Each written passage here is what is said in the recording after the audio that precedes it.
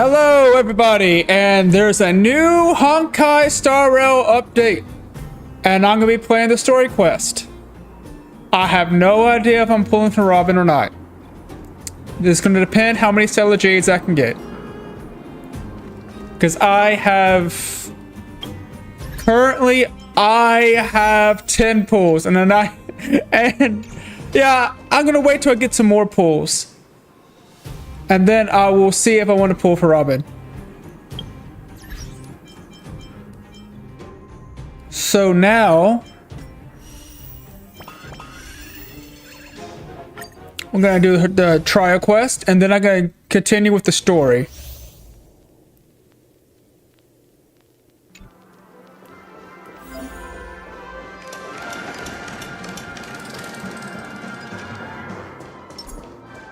Here's some disharmony.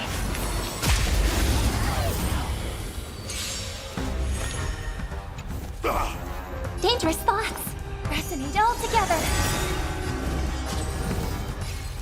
Dodge this!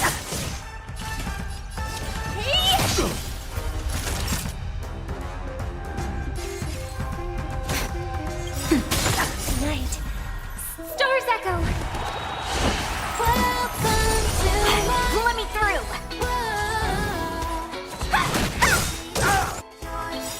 Time to twirl. Take this. Shake, rise, Venus. Dodge this. What are you looking at? Time to twirl. Jeez. Big diamond. It's all yours. Time to twirl. That'll take more than nap time.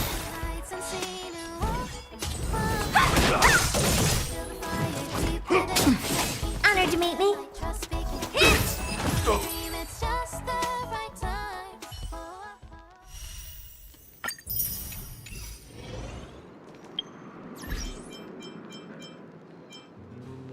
All right, quests. Where are? Well, I guess I can do this real fast.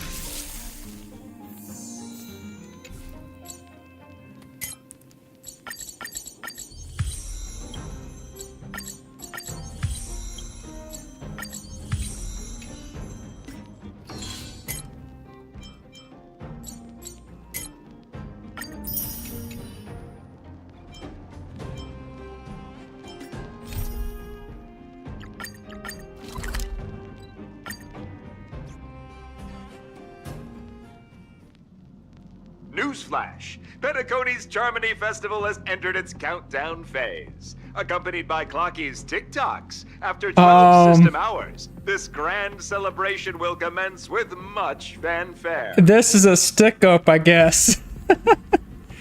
Man. I already told you. We can talk things out. No, he wants all your gold. Or all your credits. I'm sorry, Fluffy. I really have something urgent to attend to, so I had no choice but to resort to asking this favor of you all. Since you already know what you're doing, I'll also have to remind you of its risks. Hey, partner, what's with the hostility? I thought pulling this thing out was just a way of saying hello. What are you talking about, man? I mean, you got a weapon pointed at them, man. What do you think how they're gonna react? This is normal. For the last time, But state your identity and purpose. but damn. He's not used to them being like not afraid. My name's Boot Hill, and I'm a Galaxy Ranger.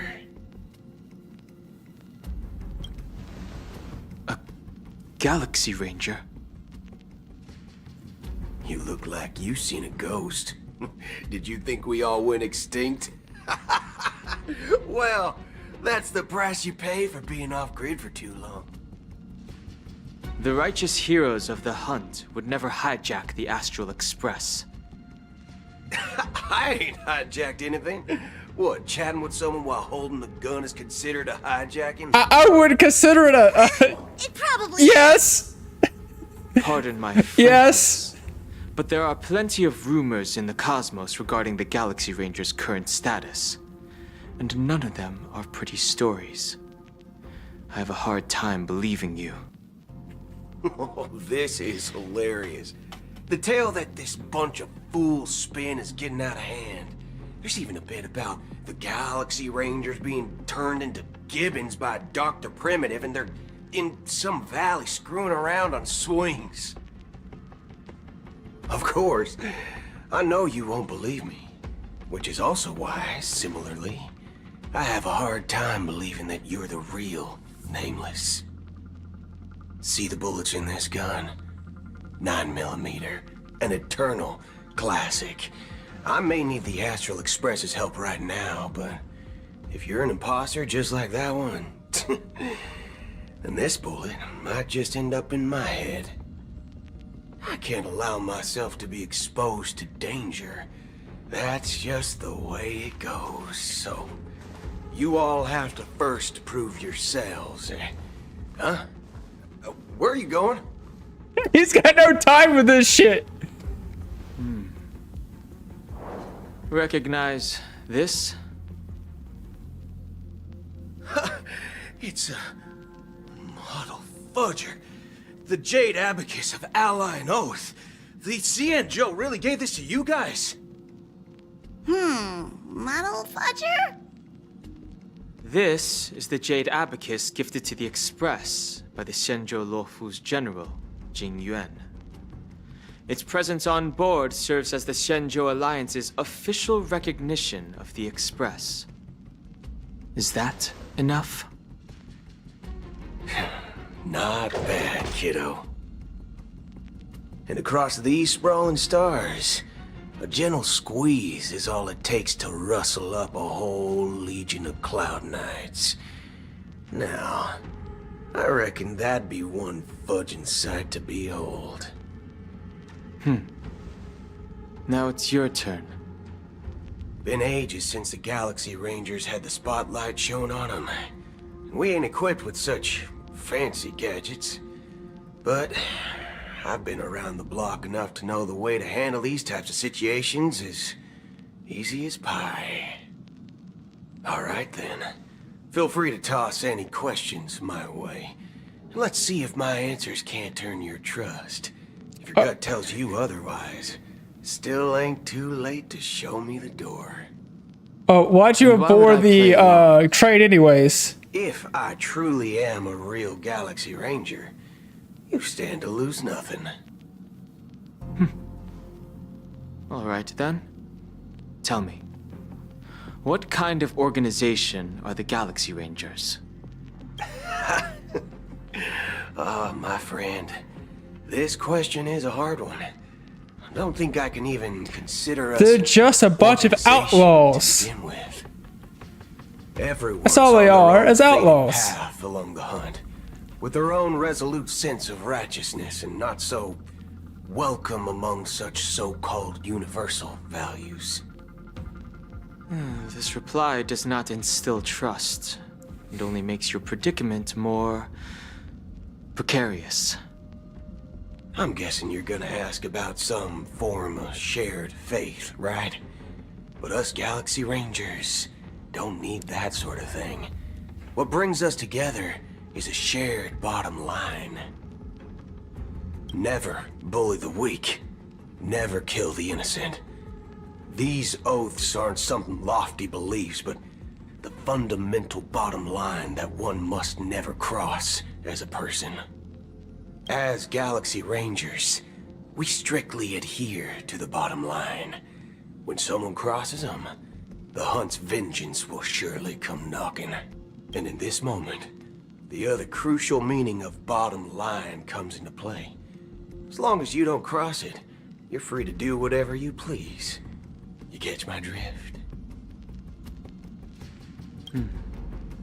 Second question. Why do you seek trouble with the Astral Express? I already said that I seek no trouble. You came I must go in to Penacony with for a weapon pointed. matter. How does that not equal? And I can't even enter the family's hotel doors. If only I could borrow the Nameless's identity.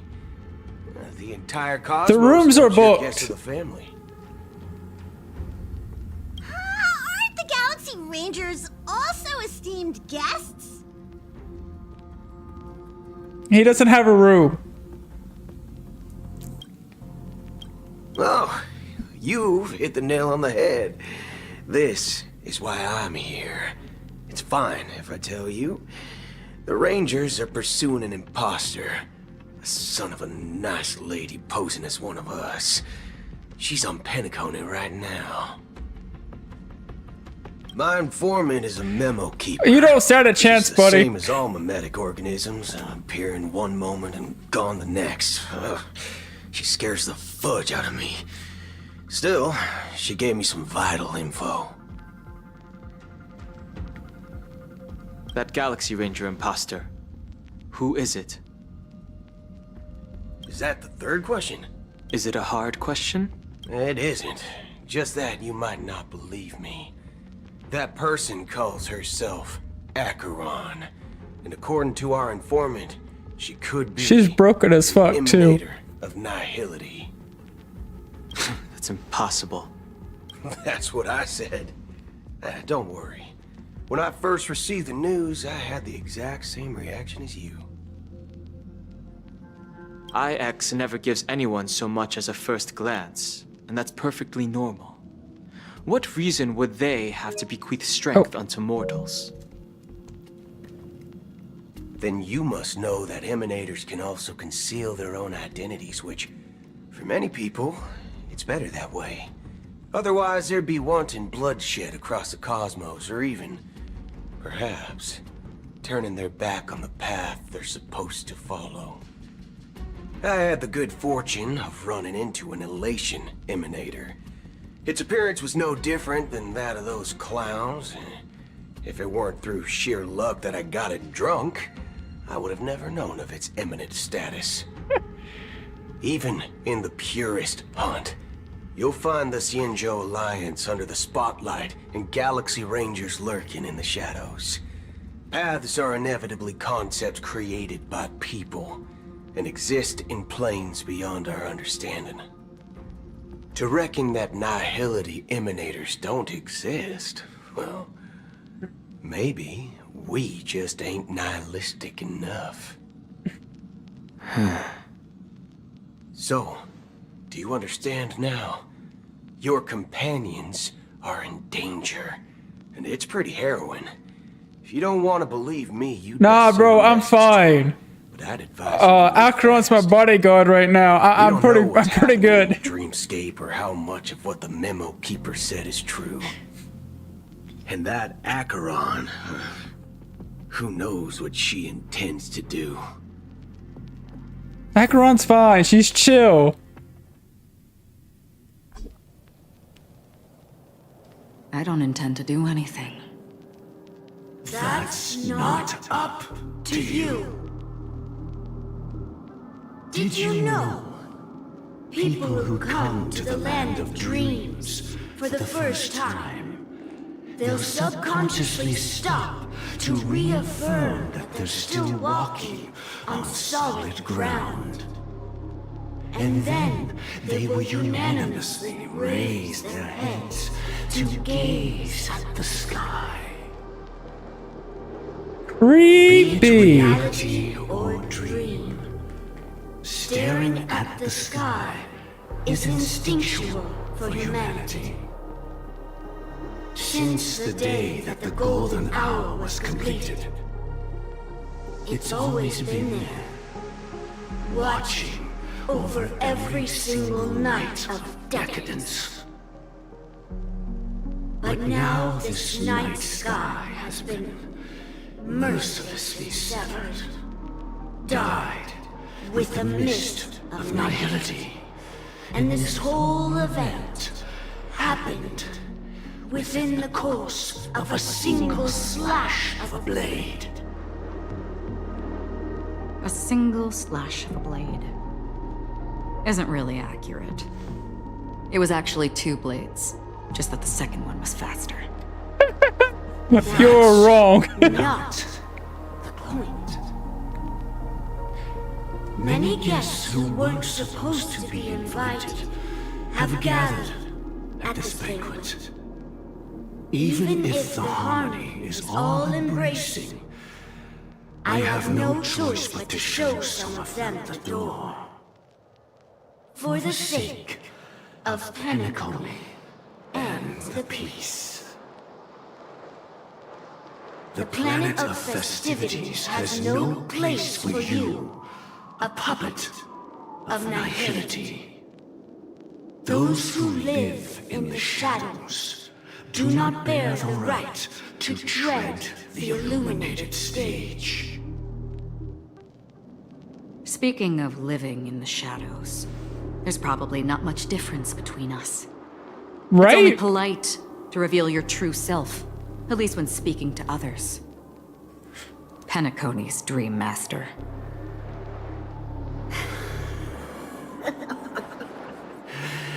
That's just another reason that you can't stay. Oh, they terrified of her. Whether you believe it or not, this is the real me. We are one. Is this the unity that the family espouses? My mortal shell has long since dissipated. The Oak family's 107,336 offspring are now my eyes, ears, and mouths, spreading joy across dreams when required. Yeah, hive mind. Times of essential need, exiling evil from this haven Is this Twitter? in my stead. You know what? Yeah, this is exactly Twitter. From the It's a sound of it, talking it seems bird like you're asking me making to everybody leave. say stupid shit. And one in unison. I am glad that you're an understanding one. Alas, I'm not asking. Oh shit, she's getting the ban. She's If you getting banned think off of you Twitter, can. guys. Are you threatening me? I ended it with a period. It was a statement, not a threat. Oh shit. Knowing who I am and still showing such malice. You're not the first, nor will you be the last. This scene played out many times before.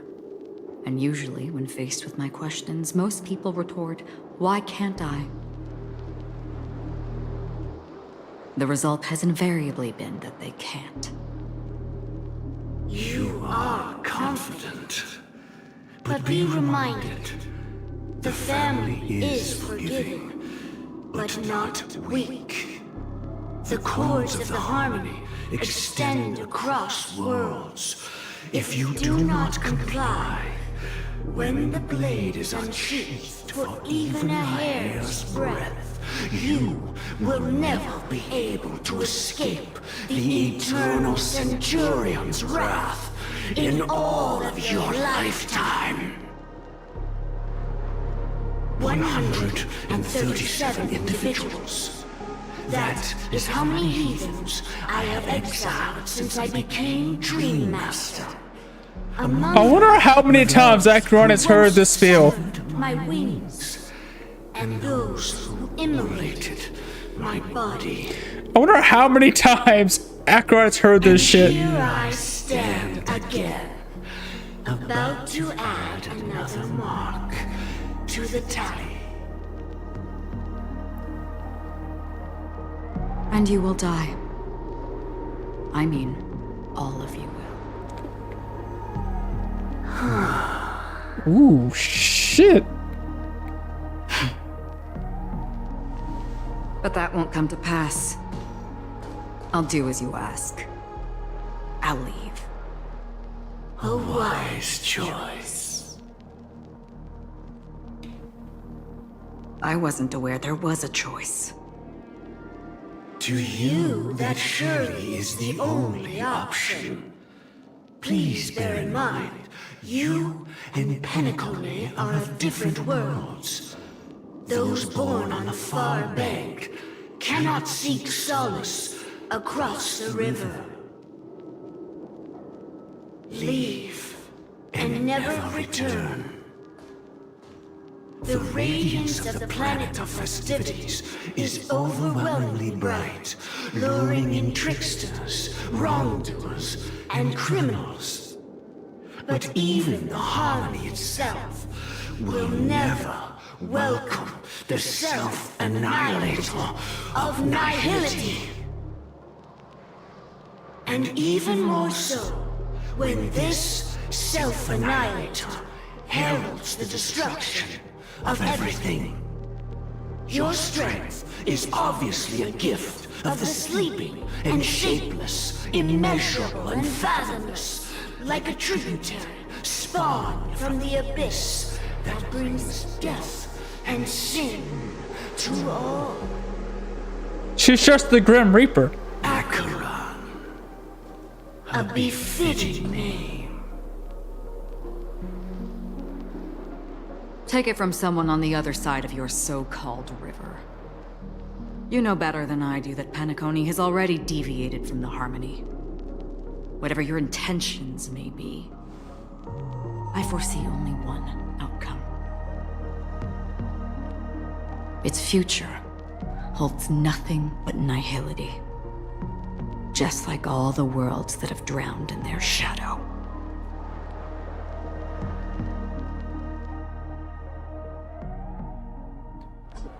Wait, Robin? Attention, please. The unusual event that occurred moments ago was due to a technical malfunction at Clock Studios theme park.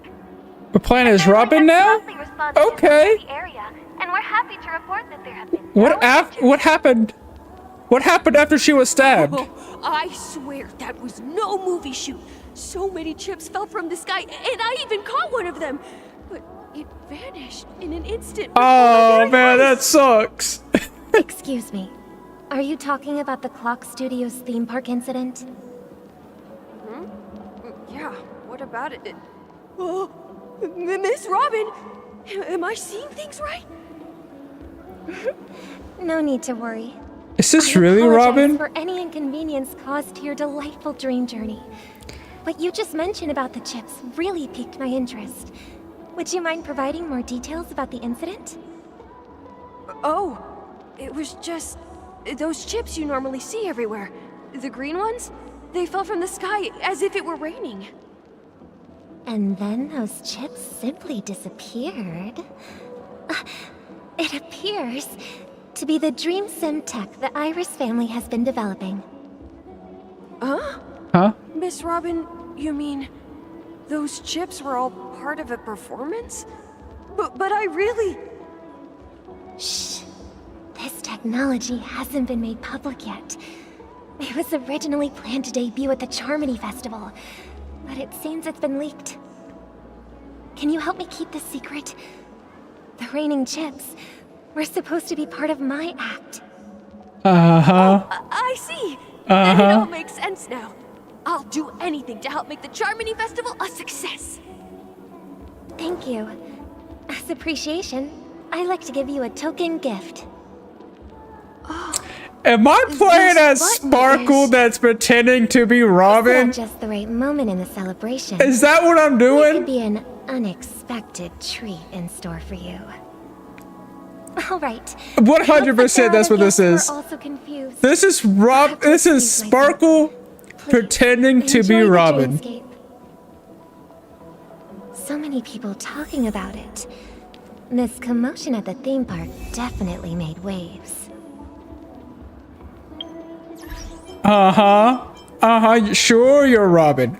Sure. My team lineup.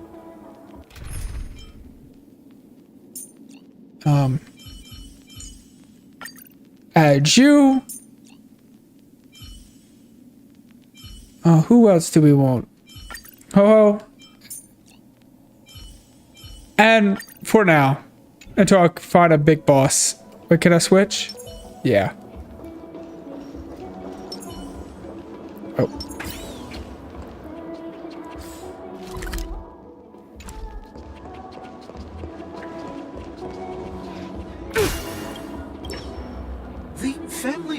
promised they would protect the guests within the dreamscape, but I witnessed a group of organic life forms making their way to the theme park. And soon after, a rip tore through the sky, and black rain started leaking out of the void. Black The rain. family needs to provide a reasonable explanation, or I'll take my loved ones and return to reality. I thought the dreamscape was supposed to be a paradise. If That it's might be not, your best choice. there's no point staying here. It appears the good sir has seen many great events.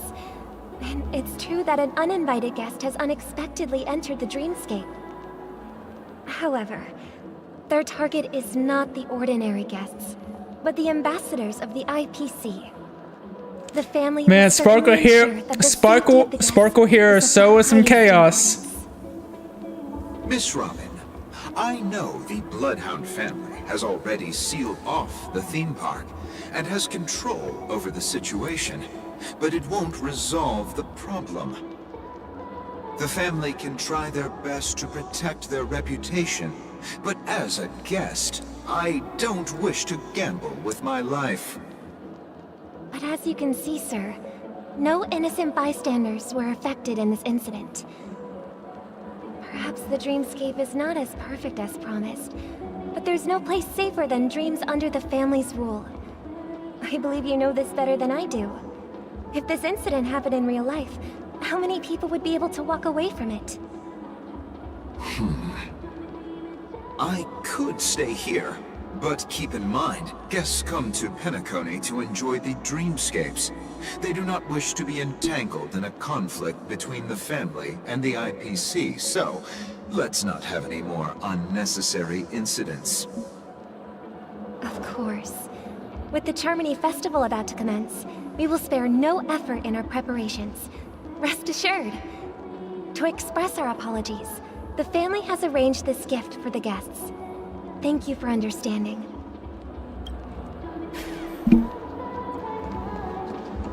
You've had quite a bit to drink.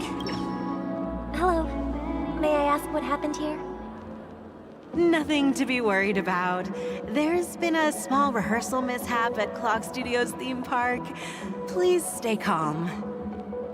Hey, are you a fool? You don't even recognize Miss Robin? Who do you think you're talking to? I'm sorry. I've just been transferred to the Bloodhound family, and I'm still not too used to working on the streets. I didn't realize it was you. I'm so sorry. Hey. Guess it's Toad probably Sledge. not. You guys have a tough job. I know how it is. How's the situation looking? Oh, we've sealed off the theme park. Most guests are used to bizarre phenomena in the dreamscape, and so far, no threats have been detected. We can expect order to be restored soon. Rest assured, Miss Robin will intensify our patrols to ensure that no incidents occur. I trust you guys. But regarding what happened in the theme park, what do you hounds think about it? It's okay. Feel free to speak your mind. Well, Actually, I was there shortly after it happened. Is it true that the IPC's ambassadors came with ill intent? And that Galaxy Ranger who easily cut through the sky? Miss Robin, tell you the truth, everyone's been talking about it. The myriad factions on Penacony have already been causing unease for everyone. Thank you all for your loyalty towards the family. The planet of festivities has indeed run into some trouble. The representative from the IPC, he's trying to regain ownership of Penacony and is prepared for a hostile takeover. Of course, the family did not agree. The result of the failed negotiations is as you see it now. No wonder. So this is the main reason why the IPC staff are banned from entering the dreamscape. Yep, the IPC is banned from Twitter, guys. Don't worry. Mr. Sunday is currently tracking his whereabouts, and he'll have something to show for it soon. However, given the situation, the IPC surely won't let this go easily. Therefore, we are relying on you hounds to maintain the order and stability of the dreamscape. Please be assured, Miss Robin, we take our orders seriously. We won't let those IPC cronies get away with this. Thank you for your hard work. If there are any other members who still feel uneasy, please tell them on my behalf that protecting the dreamscape requires everyone's help. This is a small gift prepared by the Iris family for the guests. There's one for you too. Please, open it at the Charmony Festival for an unexpected surprise. I can't believe I received a gift from Miss Robin. It feels like I'm dreaming. Wait, I am in a dream. Yeah. Trouble comes knocking on You our are. door, we're not afraid to go to war. Rest assured, the dreamscape's Nothing peace bad will can be happen in protected a by dream, blood. right?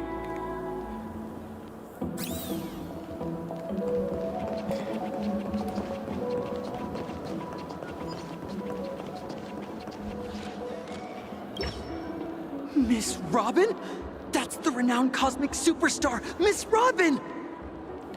I didn't expect to meet a fan here. I'm honored.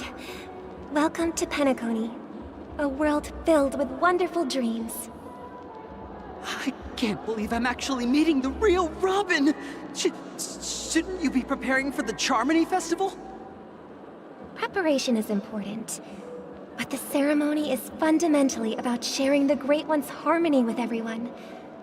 If there's a chance to sing with everyone, I will not refuse. Regarding the recent My mishap, camera a little bit. I understand it negatively impacted some of our guests. That looks about As a right. member of the family, it's only right for me to come forward and offer my apologies to everyone. But, are you sure it was actually a mishap? Everyone saw those chips descending like rain and the red light tearing through the sky. Claiming it was merely special effects seems a bit far-fetched. Plus, I met that generous gentleman. He looked really out of it and kept talking to himself. Yeah, he was Is this going crazy. also part of the performance? Everyone, please do not panic.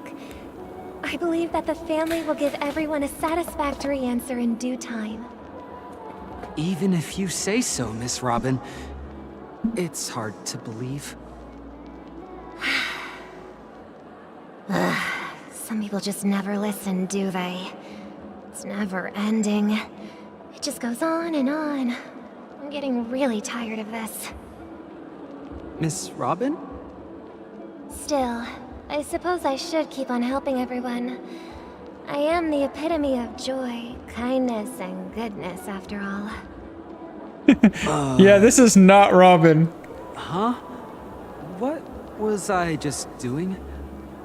And, who might you be, miss?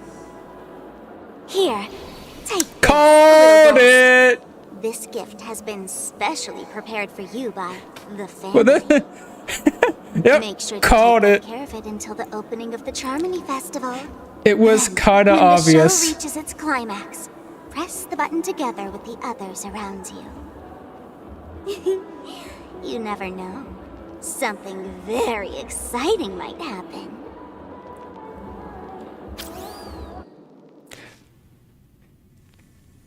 Is Elation like the We're back best where it all when it began. comes to the, You entered the whatever golden those hour things are from this called? place. And it is also from here where you will enter the true Penacony. Aeons, I It is believe? a pleasure to journey alongside you once more. But it's time I laid bare the entire truth before you. So, question. After you died and became Sam again, why'd you I attack also me? go by another name, Why'd you have to become a boss fight? Stellaron Hunter Sam.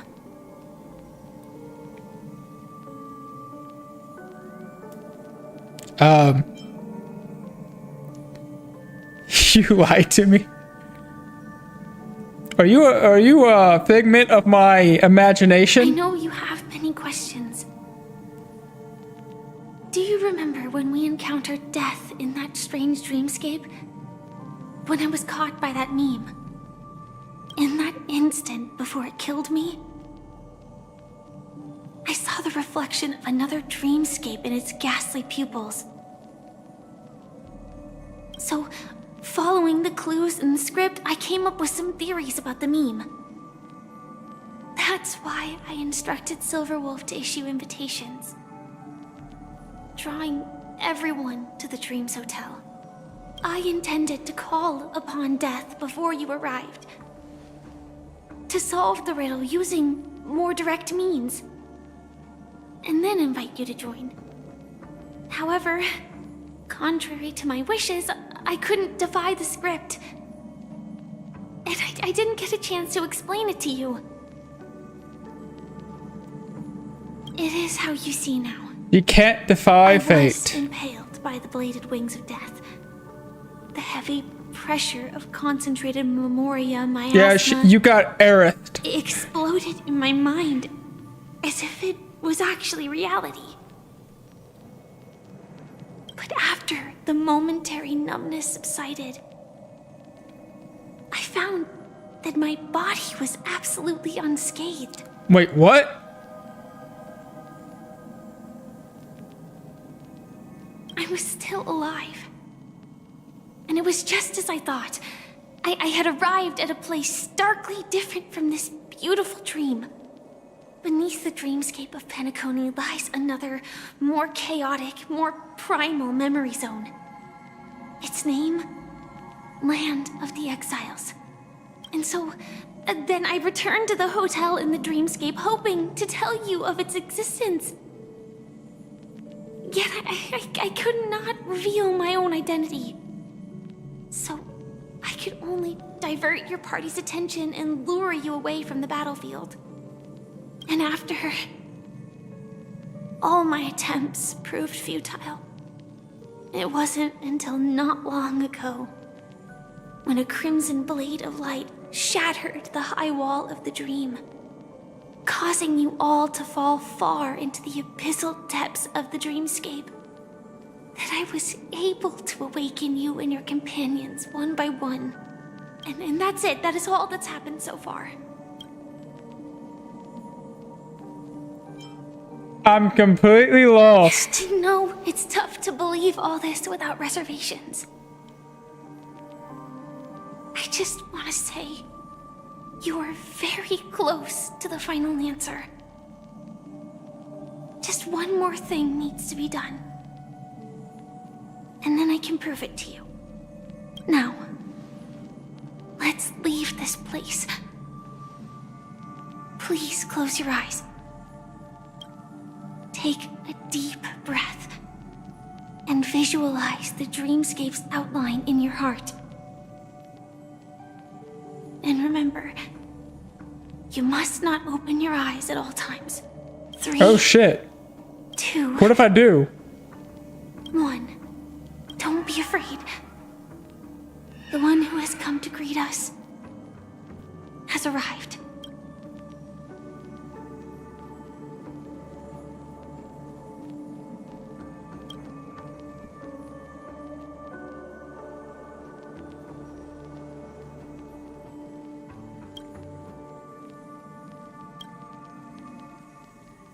I never knew you could do this. Do you have a driver's license? I do. That is surprising. How is it surprising? Why? Because this is Japella, the city of sins? No, it's nothing. I'm just thinking that you haven't slept in 20 system hours. Are you sure you're okay? I'm fine. I'll survive. Same goes for you.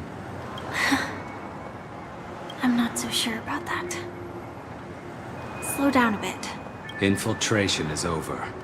Feel free to activate Sam anytime you like. There's still some time before the next part of the script unfolds. Let me stay a little longer in this body. Oh, damn.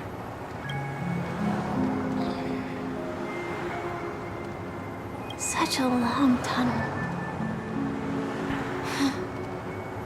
Didn't feel this long when I set off. In half a system hour, it will lead us to Kafka. And then comes the downfall of the Japella Brotherhood. Is that also part of the script? It's in your script too. Sorry. I didn't notice. Their destiny won't change just because of your selective ignorance. I told you before, it's a bad habit. What about you then? Is this the moment you finally find the death you've been looking for? As always, it's a blank slate. It's not on this planet. Why the sudden inquiry? Because I'm currently in a car with a sleep-deprived driver. I just want to get there in one piece. Man's got a death This wish. car has full self-driving capabilities. I'll just put my hand on the steering wheel. Will that do? Hey, don't take everything so seriously. Elio would always say there's only one type of destiny.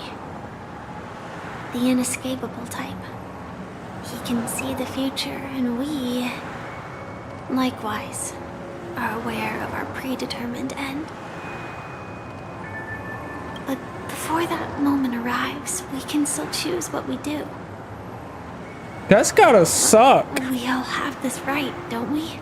Knowing exactly when you're gonna die. After today, Japella's name will disappear from cosmic history, and the Everflame Mansion will take its place. In the not-too-distant future, you'll receive an invitation. That's your next stop. Land of the Dreams. Penacony. I hope you find whatever you seek there. Be it answers or salvation.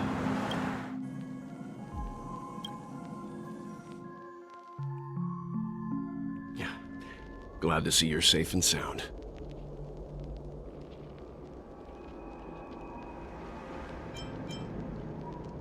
Close your eyes. This is the answer. Isn't it incredible? The monster that we have always known as Death is actually the guardian of the land of the exiles. It abides by a certain rule, abducting people from their dreams and bringing them here. The question that has been perplexing us, does death really exist in the dreamscape, appears to be a cognitive trap. It was laid by those orchestrating events from the shadows to cover up the truth behind the disappearances and the existence of this fortress known as Dreamflux Reef. Every emergence of that meme is related to the Watchmaker. Since Dreamflux Reef is where it brings its captives, it's likely that many of our long-standing questions will be answered in this place. The atmosphere here is starkly different from the beautiful dream. There are no regulators here like the family. And they all look like they're mildly dazed. But from the whispers of the residents, they've heard a familiar name. Gallagher. Yeah, It's that he's the man again. meme. Always in the right place at the right time. Though that does save us the trouble of looking for him. Himiko and March have already made a move. Get ready. We're about to set off. The real dreamscape, the land of the exiles. Before we go, should we speak to everyone first? Let's see. My team.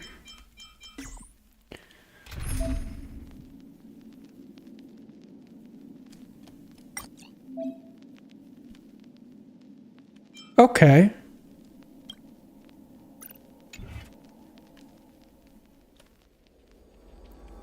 Not what I wanted.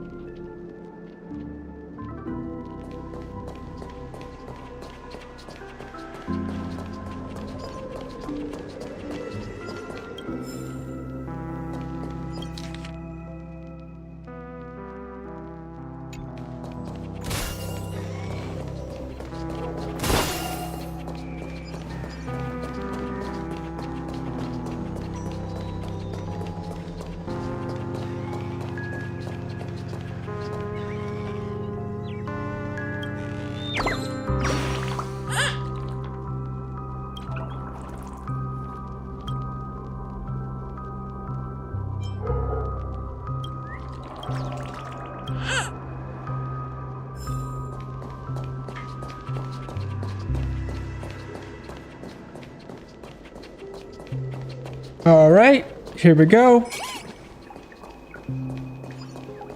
Keep going straight down this alley and it'll lead to an elevator. It'll take us to the center of the land of the exiles. All right.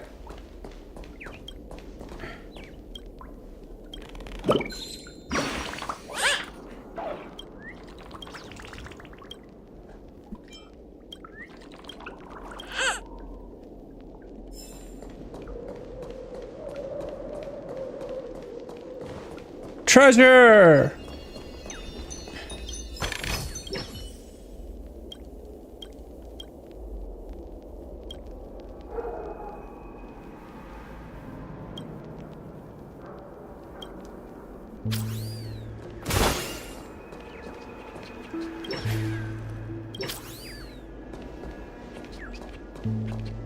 Oh, another one of these.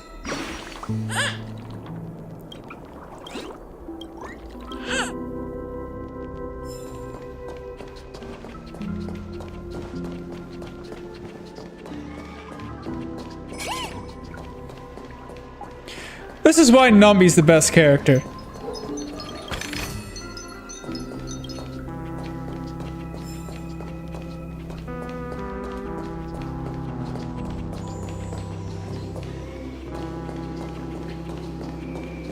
What a huge clock key. Looks like the watchmaker also left his mark on Dreamflux Reef. Oh, that's kind of creepy.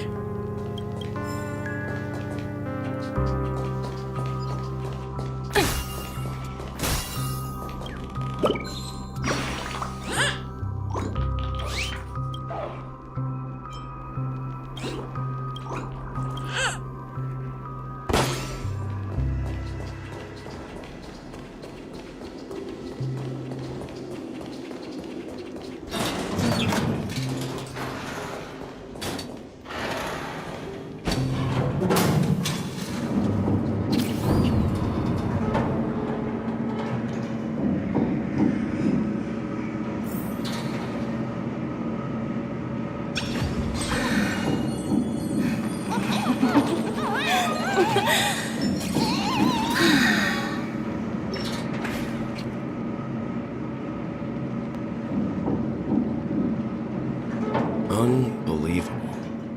To think there's a settlement of this size within the dreamscape. And all beyond the family's reach.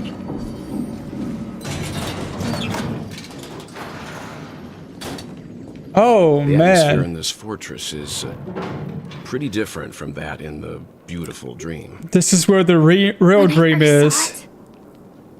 I was in awe, too. The sky here, it's like a reflection of the 12 dreamscapes. What's even more bizarre is that this place is also separated into trade and residential areas. The layout may be simple, but the facilities are very comprehensive. It seems that there are quite a number of people living here. Though both dreamscapes have distinct styles, the architectural designs are quite similar. Works of the same hand, perhaps. Hard not to speculate on the connection. But there's no point in overthinking things. Let's meet up with Himiko and the others first. Take a right turn at the end of this road and you'll reach the trade district. There are more people there. And perhaps someone knows where she is. Not coming with us? The Astral Express likely needs room for some internal deliberation. In the meantime, I'll try and locate Gallagher. Sure. Let's reconnect later. Letting her go was the right decision. Further observations are needed before we decide. Even Misha's here. But first, there's someone I need to talk to. Let's go. I'm sure you've already noticed him. Yep. He's right over there. The Reverie Hotel's bellboy. How did he end up here? And right after Miss Acheron severed the beautiful dream. We'd better check, just to be sure. Trash can is perfect for me, and perfectly legal for me to stay in. I don't think he's okay.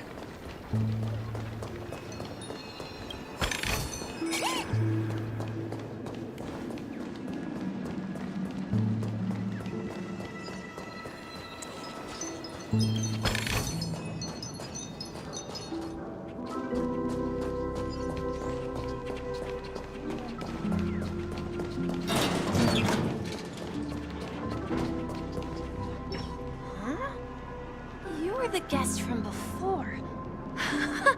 We meet again! And a new friend. Forgot to introduce myself. I'm the hotel's bellboy, Misha. And why are you here? Hello, Misha. I'm Welt. We met in a dream. And who might this be? Tick-tock! Old friend and new friend! Let's high-five! Your, memory zone meme? No, Clocky is a good friend of mine. We all live here. How did you two get here? This dreamscape isn't supposed to be open to the public. I wonder if it has something to do with Sleepy. With who? So, this is your home? Yep. After my work in the beautiful dream ends, I'll go back home. Commuting used to be more convenient, but ever since travel became cumbersome, Sleepy started ferrying people back and forth between the two dreamscapes. This Sleepy. Can you describe what it looks like?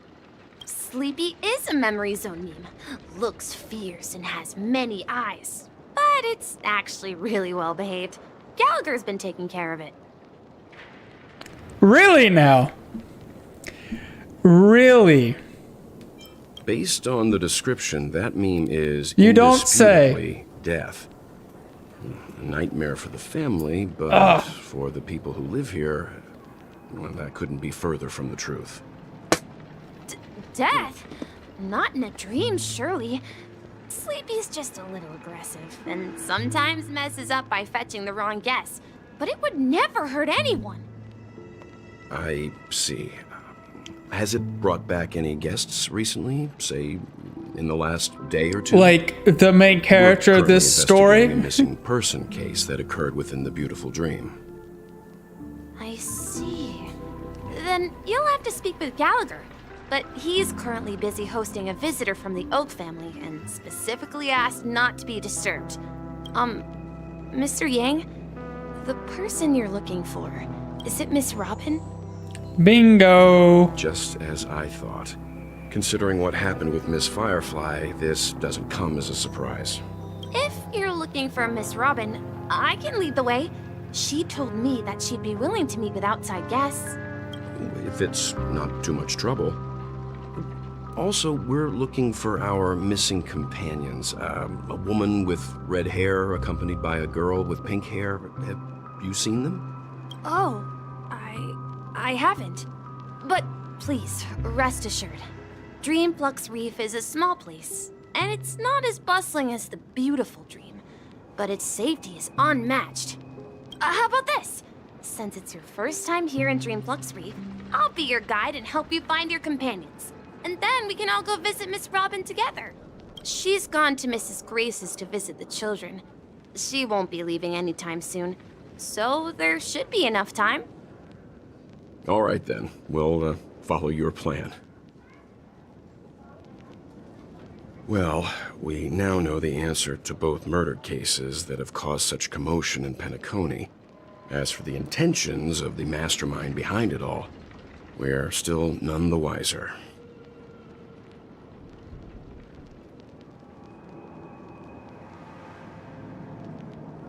Yes, that's my thinking as well.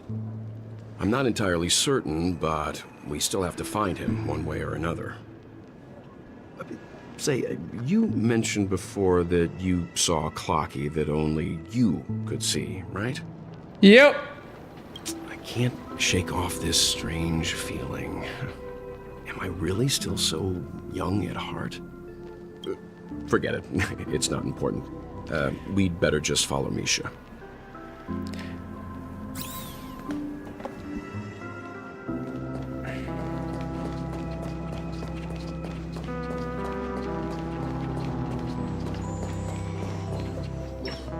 And look! From here, you can see the most spectacular view of Dreamflux Reef. A black hole? No. An accretion disk formed from consolidated memoria? Was Dreamflux Reef built on such unstable memoria? Oh, so Mr. Yang is also versed in Memoria dynamics. I was just trying to figure out how to explain this huge hole to everyone. I bet you guys have a lot in common with Miss Kami.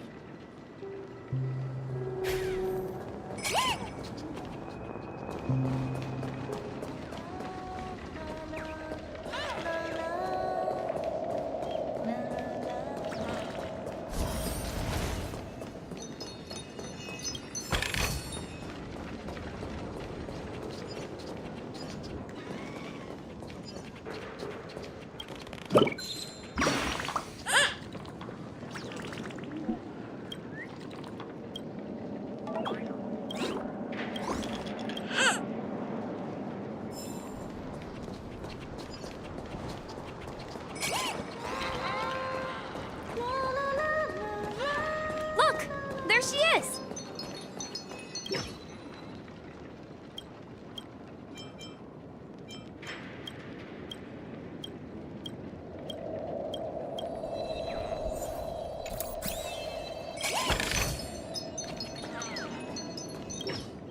My calculations are finally done. In another 10 system hours, the above dream will swallow the dream below.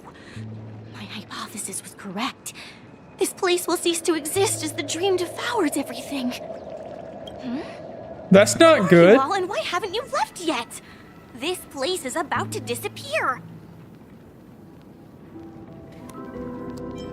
I'm Kami, a dreamscape surveyor specializing in Memoria dynamics, and this is my life's work that I'm researching. See that huge gaping hole? It was just a narrow rift many years ago, but now it's grown into a giant hole. The surrounding Memoria has been flowing towards the other end of the hole at a constant velocity, slowly but surely. But the scary part is, according to my calculations, the flow rate of Memoria has recently changed, and it's faster than ever before. It's almost as if something is sucking it in from the other side.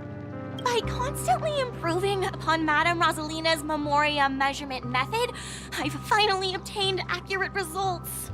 After 10 system hours, the Dreamflux Reef will cease to exist. Just like the melting of glaciers, everything will crumble and disintegrate. The dreams on that side of the void will fuse into one. Please don't worry. This sort of thing has happened many times before. Miss Kami isn't a bad person. She's just a bit lost in her own world. She'll probably realize she's wrong soon enough. Is she though? Say. There was something else that piqued my interest. Who is Madame Rosalina?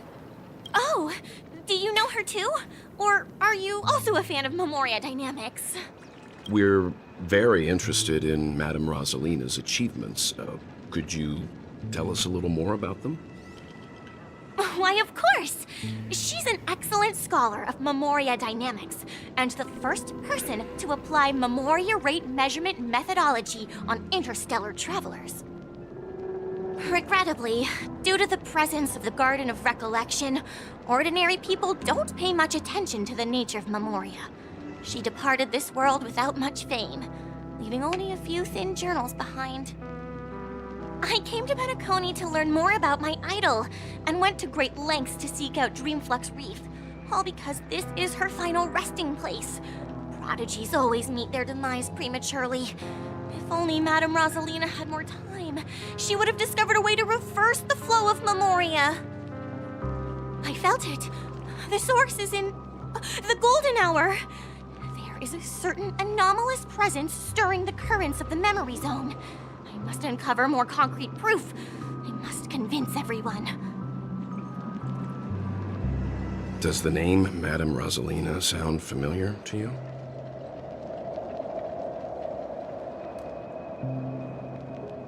That's right. Oh yeah, yeah, Seems yeah. I like remember she now. did a great deal of research and calculations in Dreamflux Reef before abruptly passing away. Miss Katie regularly mentions her. I hear Madame Razelina passed away during the prison war.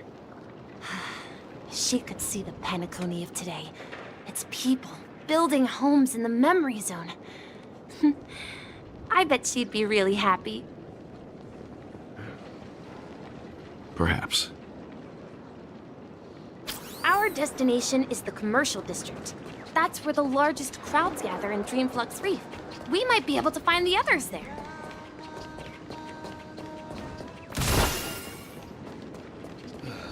I'm just a wallflower.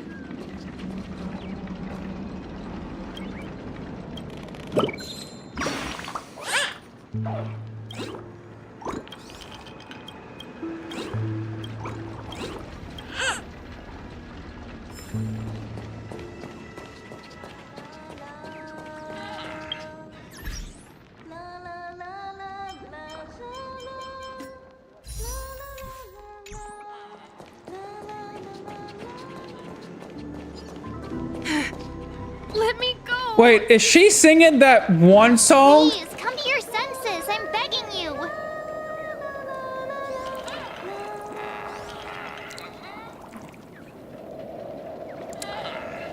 Yeah, I don't think I didn't notice. I noticed. Ghost! There's a ghost! Don't come near me! Oh my. I'm human and so are you. Can you get a grip? Mr. Yang and Mr. Trailblazer, I've been waiting for you. Quickly, come help. I bumped into a member of the family on the way here. He was so scared and I It's just a ghost! Guys, it's a ghost! Let me go! Let me go! I've only done good in my life. Why can't I rest in peace after death? Well, this is how it turned out.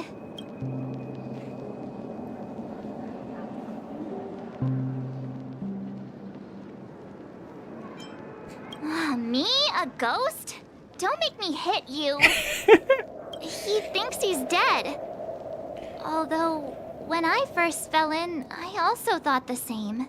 Dear guest, this is not the afterlife. This is Dreamflux Reef. That's right. Did you hear that? Repeat after me. Dreamflux Reef. You're talking to someone invisible. If I'm not dead, what am I? I shouldn't have pushed my luck and tried sleeping in my dream. Curiosity kills the Papeshi.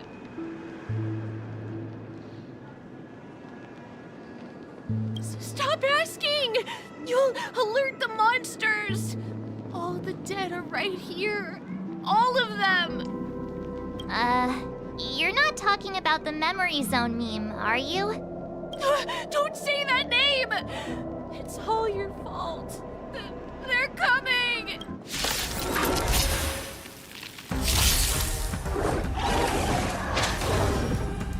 Free will, or was it from the still waters of oblivion? Got the defense? Answer me. 0 points.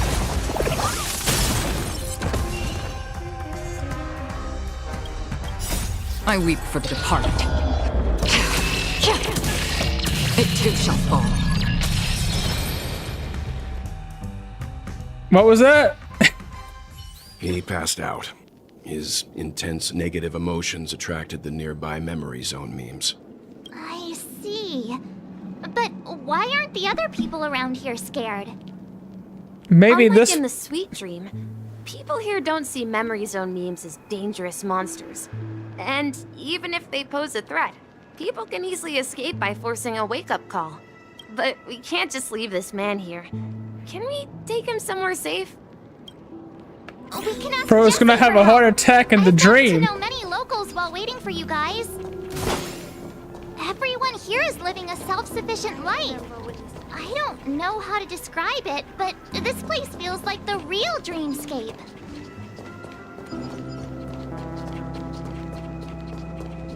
No, this ring. Because it probably is.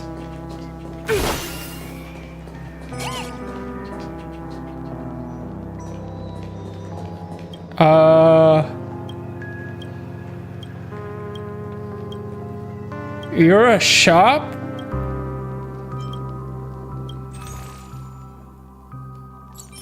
Okay. Let's buy all this. And what does this do? We'll buy one of these. One of each.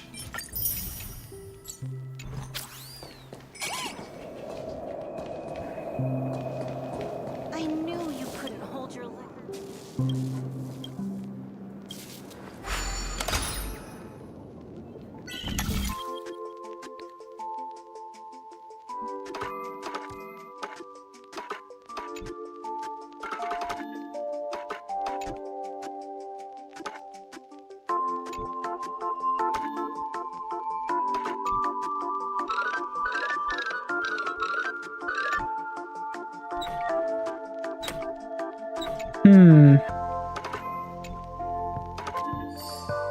All right.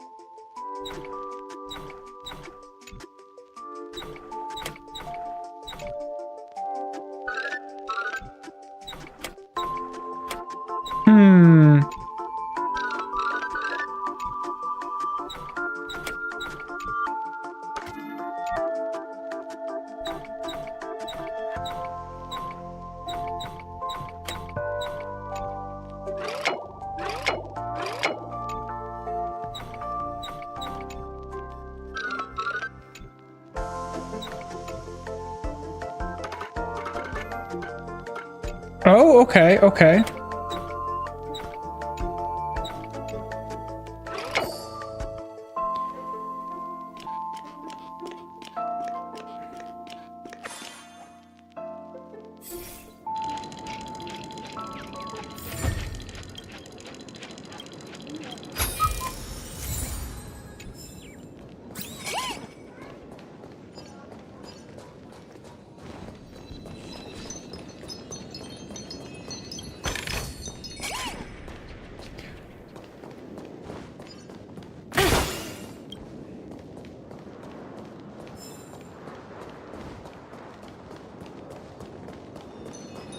Let's see how you handle a stroke of genius like this.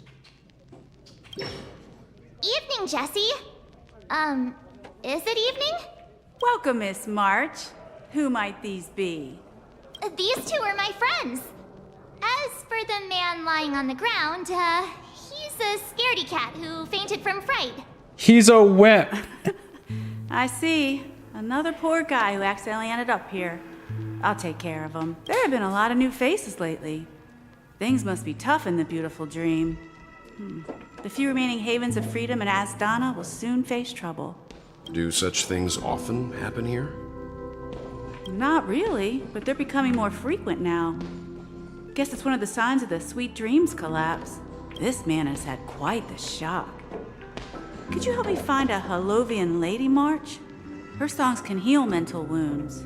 A Halovian lady? That must be Robin. She's also here in Dreamflux Reef. Huh? Robin? But I thought she... Oh, right. If Firefly is here safe and sound, then it means Robin must be okay too. Misha's about to take us to her to find out what happened. But before that, let's meet up with Himiko. You were with her earlier, right? We met some stowaways in the residential area. Most of them came from neighboring star systems.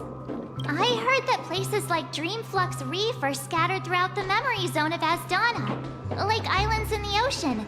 They existed before the family arrived. I also heard that when Dreamflux Reef took shape, it was the center of all dreamscapes in Penacony. If that's true, it's no wonder there are so many similarities between this place and the Sweet Dream. Himeko must be gathering information. Let's hurry up and get going.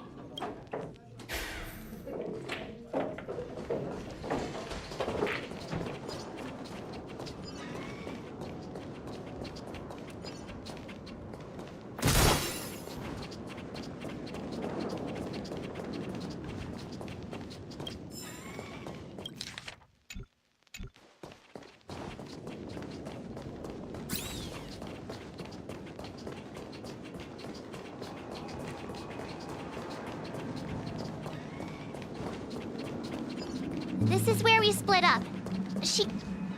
So that's how it is. I never imagined we'd gather the remaining details here. To borrow Gallagher's catchphrase, what an unpredictable twist of fate. Himeko, here they are. Ah, perfect timing. Now that everyone's here, I'd like to introduce everyone to Micah, who's partly in charge of the Land of the Exiles. Micah, these are my companions. It's a pleasure to meet the Nameless. You know us? I've been keeping an eye on you since the day you arrived in Penacony. We would have met under more appropriate circumstances if Dreamflux Reef hadn't been isolated from the 12 Dreamscapes. Please, allow me to formally introduce myself. I'm Micah, the Gravekeeper of Dreamflux Reef. Yeah, something does seem to be going on at the golden hour. Life in Dreamflux Reef is pretty liberating. Everyone here mostly keeps to themselves, without meddling in others' affairs. My daily task involves cleaning a few tombstones. A few what? You're too modest, Micah. When lost dream chasers stumble upon this place, you're the one who takes care of them, guiding them back to the Sweet Dream, or showing them how to survive the wild dream chaos. So, guardian of sorts. Were you talking to me, Mr. Yang? On that note, Mr. Mika, which tombstones are you referring to? We didn't come across any graveyard when we arrived. They're actually just symbolic stones. But since you're curious, Mr. Yang, I'll take you there. I have a feeling you might find something of interest there. But before that, you have an important guest joining you. An important guest? Who could it be? This way, please. Huh, The I roads here in wonder. Dreamflux Reef are a bit run down, so watch your step.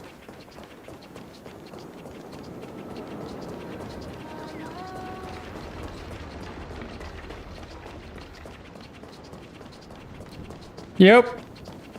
Who could have guessed who would have been? There she is. Who could have guessed? Everyone sang so wonderfully. It's not often that I tried this music style, but I've gained some valuable insights from it. Oh, I can't thank you enough, Robin. Well, these kids have made incredible progress in only a few days. It was nothing, Grace. I merely taught them how to sing. It was you who brought hope into their lives. Life must be quite difficult for them in reality, I imagine. That's right. Whenever it's time to say goodbye to these kids, they're reluctant to leave. But I've explored every corner of Dreamflux Reef, talked to everyone I met, and they all told me the same thing. This shattered dream is not worth clinging to. It seems you truly are a child of the Harmony. Emma and Andy are orphans I took under my wing. Carol there, with her blind eyes, used to work at a nutrition center in the outer ring of Penacony. And as for Gary, he's been living with autism since he was a child. They're not old enough to enter the Sweet Dream managed by the family.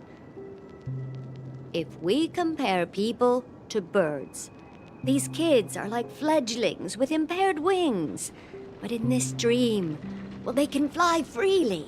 Even if they stumble along the way, well, they're still relying on their own strength.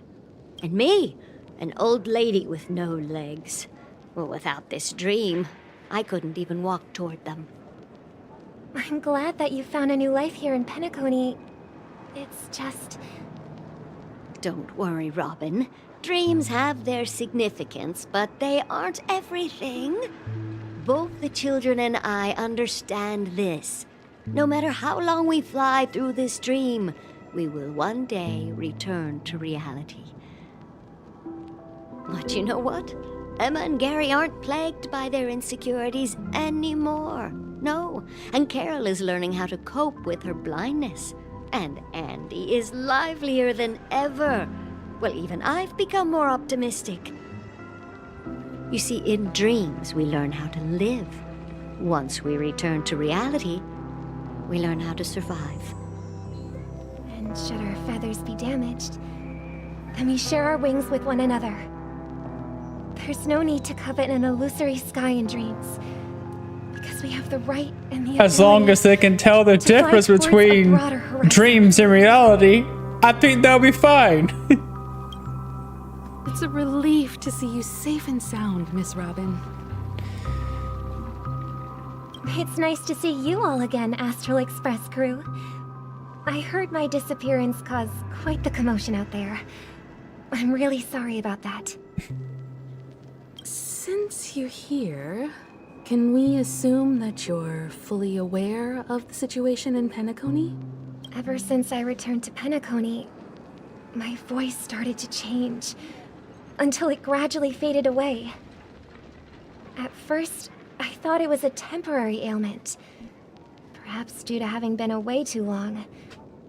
I thought maybe it just takes some time for my body to acclimate to the high concentration of Memoria and Asdana. But now it seems the root of the problem goes way beyond me. There are elements around me that don't align with the harmony. And losing my voice is just one of the signs of the Sweet Dreams collapse. The Sweet Dreams collapse? That memo keeper mentioned the same thing. So it's real. While I was away from Penacony, the boundaries of the 12 dreamscapes kept expanding outward.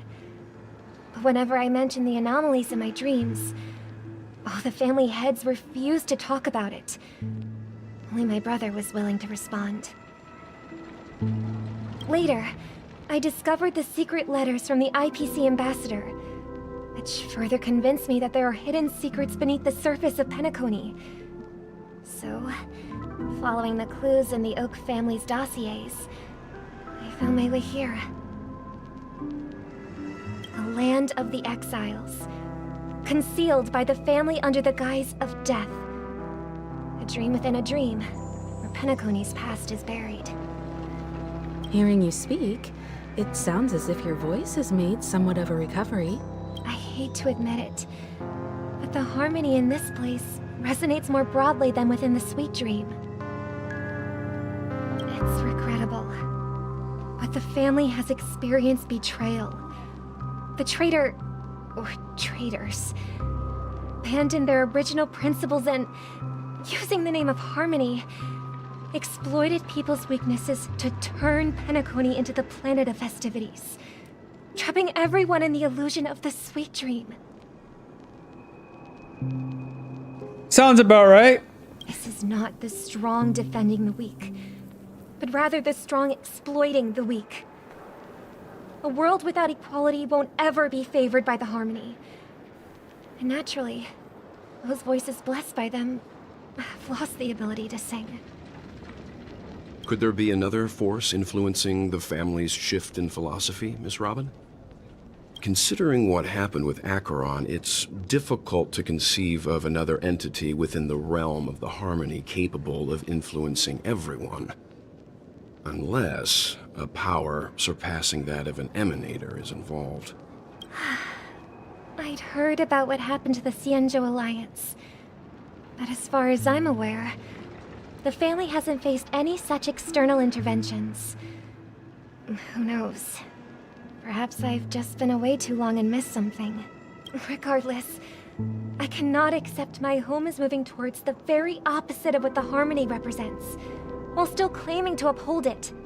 I must uncover the reason why Mikhail cut ties with the family, and who exactly it was who betrayed us all. Do you remember our arrangement, Mr. Micah? Well, here's my answer. I've decided to forgo my role and never step foot on the Charmony Festival stage again. She protested. She protested the festival. Look here, brother. A little bird. Looks like a fledgling Charmony dove.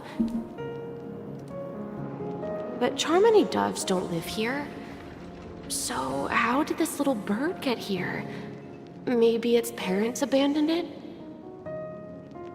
It looks weak and frail. Why don't we find something soft and make a nest for it? This place is too dangerous for a fledgling. Let's take it with us.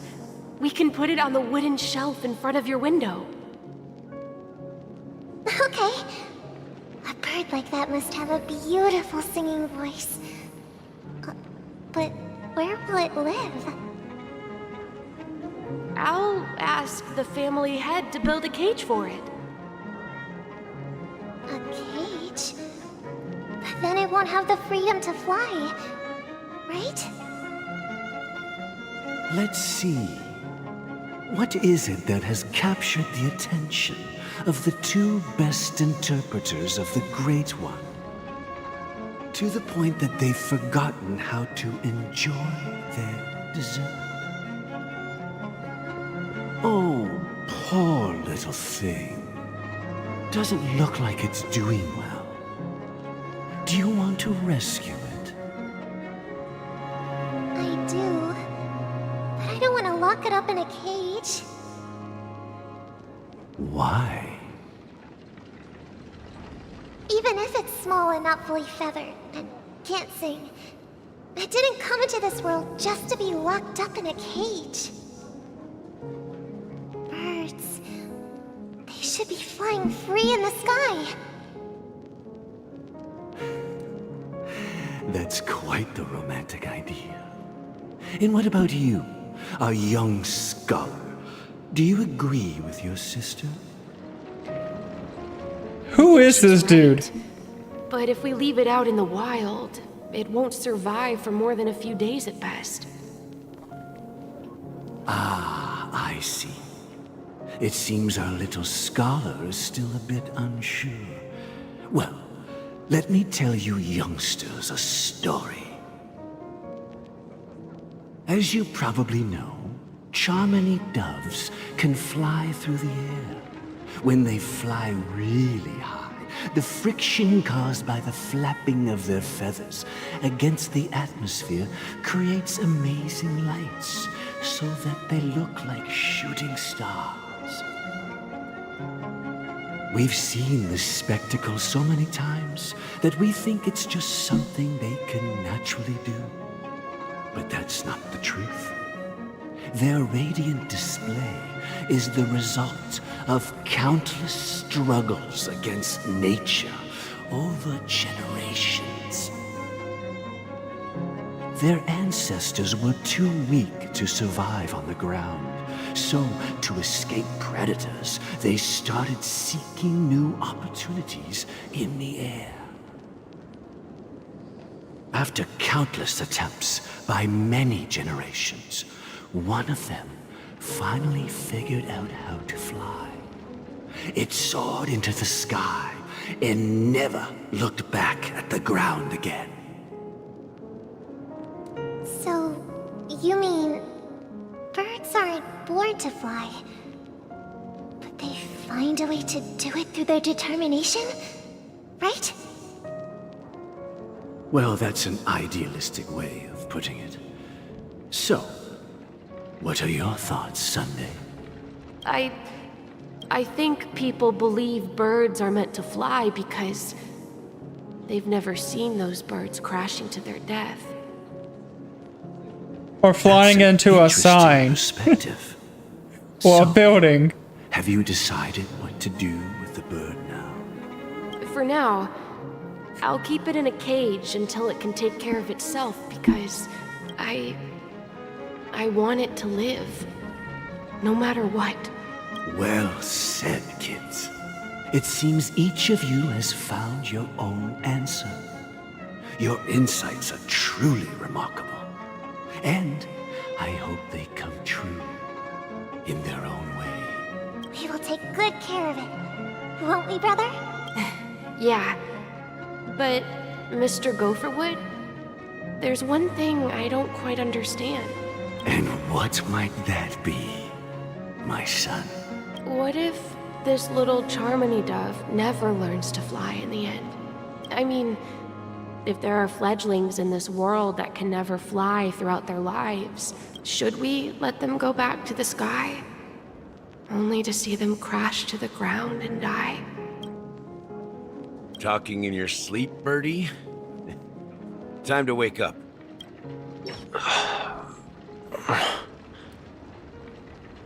Huh? Need a hand? I'm still alive? Yeah. Yeah. Happy about that? Where is Robin? Tell me. Now. I knew that was going to be the first thing you'd ask. Don't worry, your sister is here, safe and sound. She's probably walking around the streets now. If I were you, I'd be more worried about myself. After all, right in front of you is the guy who just stabbed you in the chest with a dagger. If you wanted to kill me, you wouldn't give me the chance to speak. Just tell me your demands, lackey of the Watchmaker. So, you figured out who I am, huh? No wonder you had the guts to go against the Dream Master and the Four Families. Looks like I made the right choice. Choice? You are aware of my plan and see through my act. Time is running out, so let's drop the charades. I'm suggesting we cooperate. Cooperate? What makes you think I'd cooperate with you? The fact that the famous Robin has chosen my side. Plus, some clues about a traitor and a bright future for Penacony. Any of that catch your interest? I find it hard to believe a man who's full of deception. Fine. You don't have to trust me. What you should trust is the sense of justice inside of you. Show me Robin first. All right, as you wish. Here she is. Huh? What's your trick this time? Just kidding. I mean, this lady will lead us to Robin, right? And the crew, too. There are too many people who you owe an explanation. Yeah. That'd be great. Please follow me, Honorable Oak Family Head. Now, all the actors are on the stage. What is his plan? This is the monument I mentioned earlier. The names inscribed on it should be familiar to all of you. Rosalina and Tiernan. When Penacony was known as a frontier prison, it was the Trailblazers who connected it with the stars. They were the heroes who saved Astana, and their names deserve to be immortalized, not just on the small stone tablet, but in the annals of history for all of time. However, today, the planet of festivities is nothing but sweet dreams. That heavy piece of history is all a distant memory. Just like that prison. If their names are inscribed here, then that means... According to Micah, they died long ago. Rosalina was killed during the War of Independence. She ventured alone into the heart of the star system to investigate the flow of Memoria, but she never returned. Tiernan was a skilled gunslinger, strong and reliable. He led the people through countless battles, but he didn't live long enough to witness the arrival of true peace. In the decade following the war, Penacony faced challenges internal and external.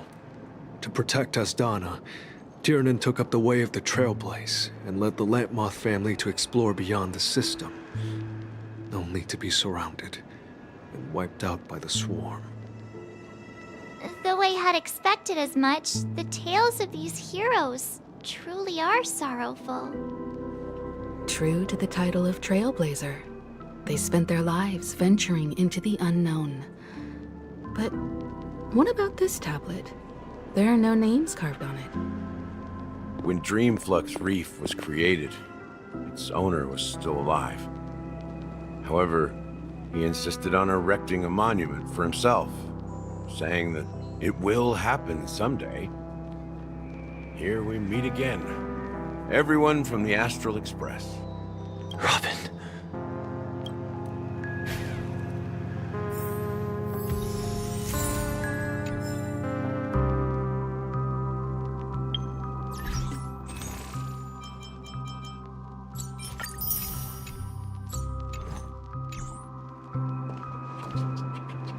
All right. Explain I promised yourself. to give the siblings some privacy, so let's talk about our business first. What do you say? That sounds sensible enough. Since you went through the trouble of gathering the family head, the crew, and the Stellaron hunters, I'm guessing you have something important to say, Mr. Gallagher? Oh? Is it that obvious? The look on your face is practically screaming, I'm the one behind all this. You're right, Mr. Yang. It is indeed time to come clean on everything. The siblings already know what they need to, and they've made their choice. But you, Nameless, arrived a bit late. So it's only fair that I answer your questions. Before we begin, let me reintroduce myself. I'm the founder of Dreamflux Reef, the deputy of the Watchmaker, and the one who sent out that invitation. As Gallagher, the history fictionologist, I humbly extend my greetings to you all. The entire time you're the one who sent it? Fictionologist? So what, everything you told us was made up? Well, don't worry. Almost everything I shared was true. Well, except for the part about the family accepting me back. I double-checked with Micah, and everything he said about the family, the Watchmaker, and Mikhail is true. Thank you for your understanding. Now let's get down to business. I'm sure you're all wondering why I went through the trouble of setting up this battle for the legacy. Inviting different factions, stirring up a ruckus all over Penacony. Well, it all boils down to something very familiar to all of you. The Stellaron. Of course. The Stellaron? But how is that possible? Penacony is a free-flowing interstellar hub. There are no signs of contamination whatsoever. You're totally correct. So, care to take a guess at what that means?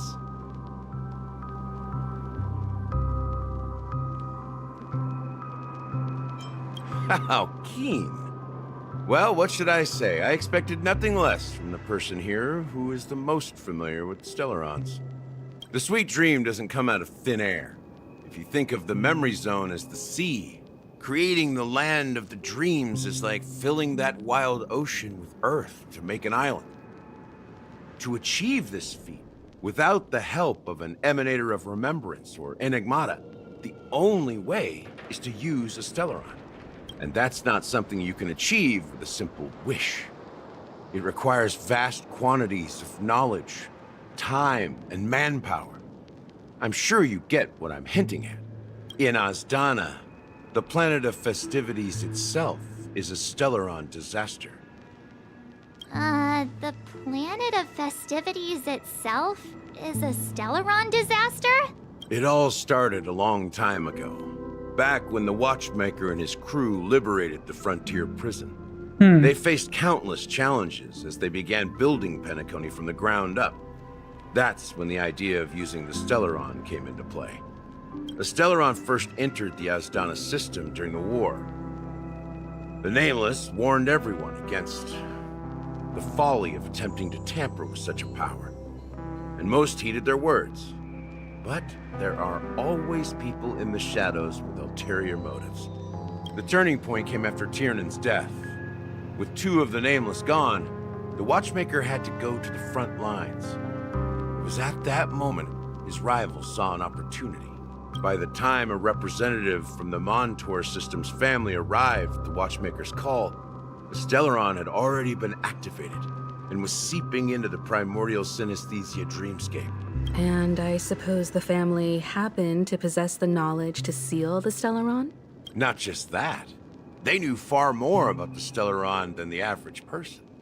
They helped Mikhail swiftly quell the civil unrest and played a part in building Penacony under the disguise of the Harmony. Those 3 eras were known as the Age of Dreaming. The Watchmaker, who had been left in the dark, sent out invitations across the universe, spreading the hype around the land of the dreams. So we are crushing the dream. We're making everybody wake up. Against each other. Remember the island in the ocean metaphor? The truth is, the Stellaron was never truly sealed. It existed in a different form within the dreamscape. Think about this. What would it cost to create and maintain such a lavish dreamland? It's people's lives. The opulent dream is built upon the decay of spirits, with a toxic elixir called pleasure flowing through the dreamscape. It tempts people to indulge in the dreamscape, and gradually their minds succumb, becoming nourishment for the sweet dream. Confusion, laziness, and cowardice, weaknesses that plague humanity, were magnified and nourished by the family. Penacony became a new kind of prison, even more impenetrable than the previous one. Yeah, Sadly, and the we funny realized thing this far is, too late. By then, the family everyone's had a firm checking grip on themselves things, in. swiftly quelling any opposition that arose. This really is Twitter. At my wit's end, I had to use the power of the Enigmata and sought refuge in this chaotic realm. Over the years, I created a meme within this dream for our use. Dormancy. That's its real name. We exploited a loophole. You see, regular people can't fall asleep again while they are inside the dreamscape. So this is the true meaning of the impossible. You sent out invitations in the Watchmaker's name to find forces capable of resolving the Stellaron disaster and draw them into Penacony to uncover the truth. It's not just that. Above all, I wanted to see what happens when the major factions engage in a struggle for the legacy. Since this is the Watchmaker's first announcement in decades, the traitor within the family is bound to reveal themselves. So, the legacy is just a facade. If you want to consider the Stellaron as the legacy, I'm totally fine with that. If that's the case, where is the Stellaron now? That's a question for Mr. Wings. The Stellaron is still under the family's control, and as the head of the Oak family, I'm sure he holds all the answers.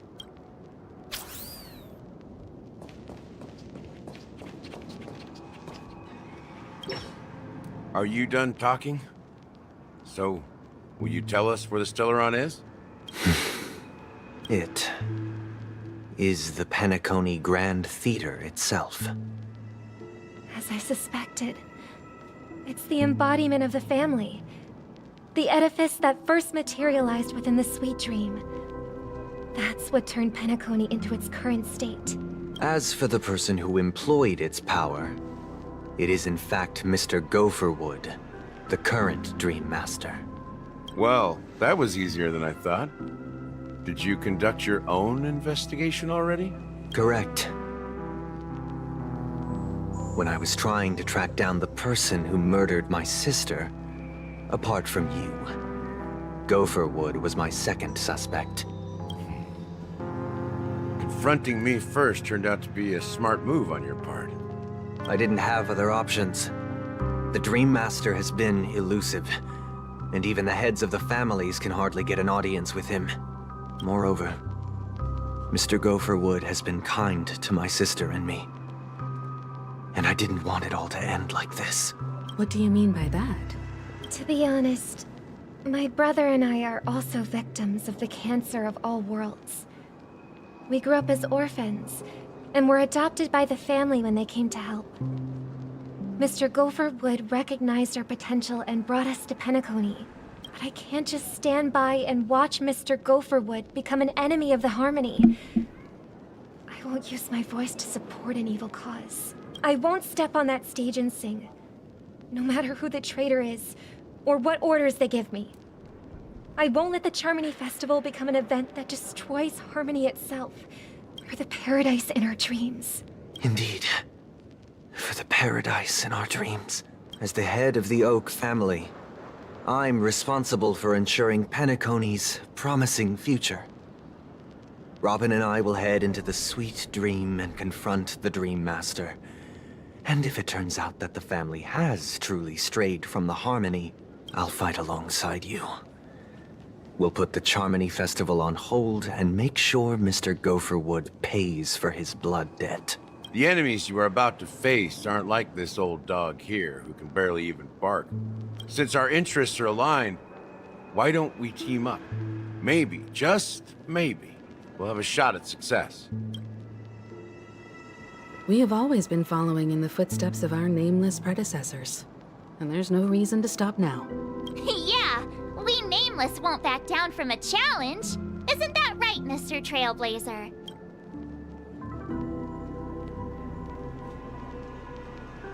You know what? You're right. I'd win. That line actually makes me a bit nervous. I win.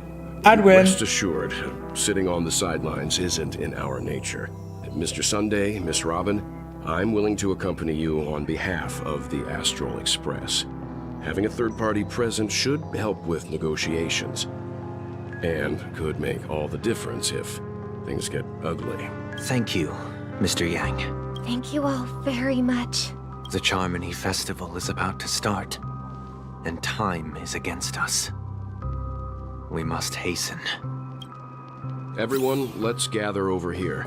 We still need to make some preparations. I may have been quick to step up to the plate, but confronting the Dream Master could be a very dangerous affair. Huh? Even you're saying that, Mr. Yang? How powerful is that Dream Master? He's the leader of the families of Penacony, and he has the entire power of the Harmony behind him. Not to mention the Stellaron in his possession. We must proceed with great Well, I have the power of preservation and a Stellaron as well. We're equal footing. No, that won't do. Even if we count Robin as an ally, something felt off about Mr. Sunday just now. Although, I can't quite put my finger on it. I have to make sure he won't turn against us when things start to get dicey. You're still carrying the keepsake the IPC envoy gave you, right? May I borrow it for a moment? Huh. I knew it. As I suspected, this chip Aventurine gave to you is actually a miniature transmitter. If I'm right, he intends to use it to track your location or contact you when needed. As it so happens, this may actually be of some use in the current situation. Aventurine? Is he still alive? And what does he have to do with our mission to confront the Dream Master? Remember what I said earlier? Working with the IPC is a way to keep the family in check. If negotiations go south and the family show their true colors by going after the Stellaron, I'll use this transmitter to send a message to the IPC. It'll be just the opportunity the IPC ambassador was hoping for. The only question mark in all of this is Aventurine's current status. But the IPC is always listening, especially senior strategic investment department heads like him. Getting the message across shouldn't be a problem. Good luck to you, Welt. Well, you take Try care not too. to die. If anything goes wrong, don't worry about me. Just make sure to seal the Stellaron. Spoken like a true hero. Even if the Dream Master is innocent, the family's corruption runs deep. I won't make the same mistake Mikhail did. Let's wish him the best of luck. Don't you have something else to tell us, Gallagher? Why would you say so? Before we departed, the conductor asked us to inquire about the three Nameless in Penacony. We've already collected intel about Rosalina and Tiernan, so the only one left is Legwork, if I'm not mistaken. We've already met him somewhere, haven't we? It's not enough to say meet, but the answer is pretty obvious. After all, I've hinted at it in quite an evident way. I've been watching over you ever since I received the reply from the Astral Express. And I've seen the great effort you all put into linking different realms together across the cosmos. And now, after getting this far all in one piece, you have truly proven yourselves. Miss Himiko, were you the one who repaired the Express and got it sailing through the cosmos again? Yes. And you two, young Nameless, you have very interesting life stories and extraordinary skills.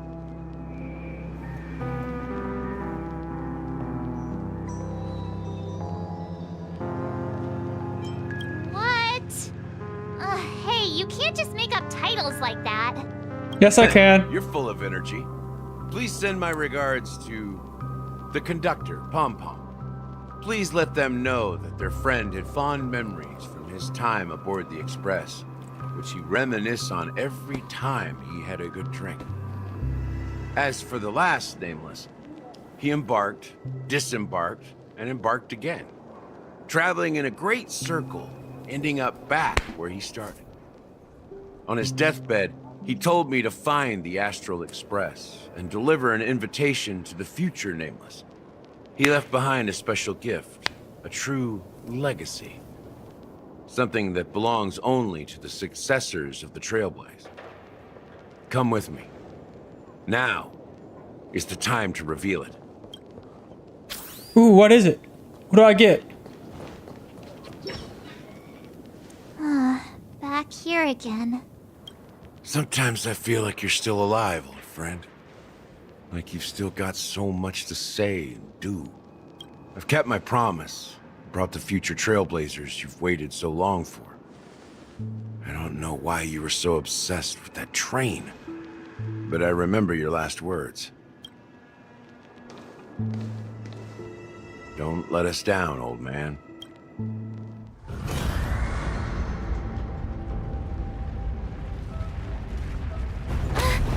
What's happening? Yeah, what's going on?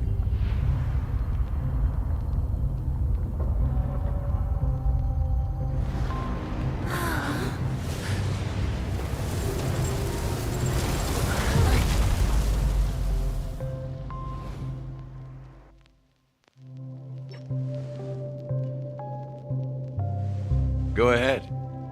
His resting place lies in the garden up ahead. The first and last Nameless of Penacony, Mikhail Char Legward, the Watchmaker.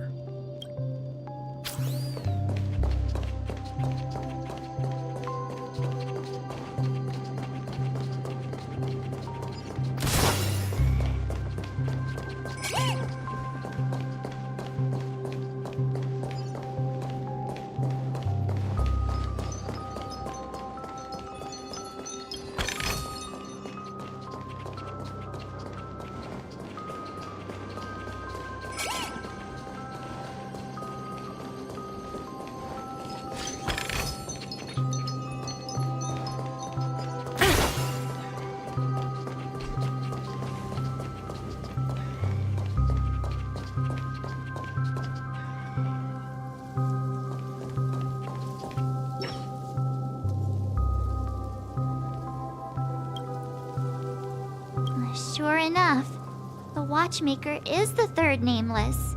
Even I could guess that one.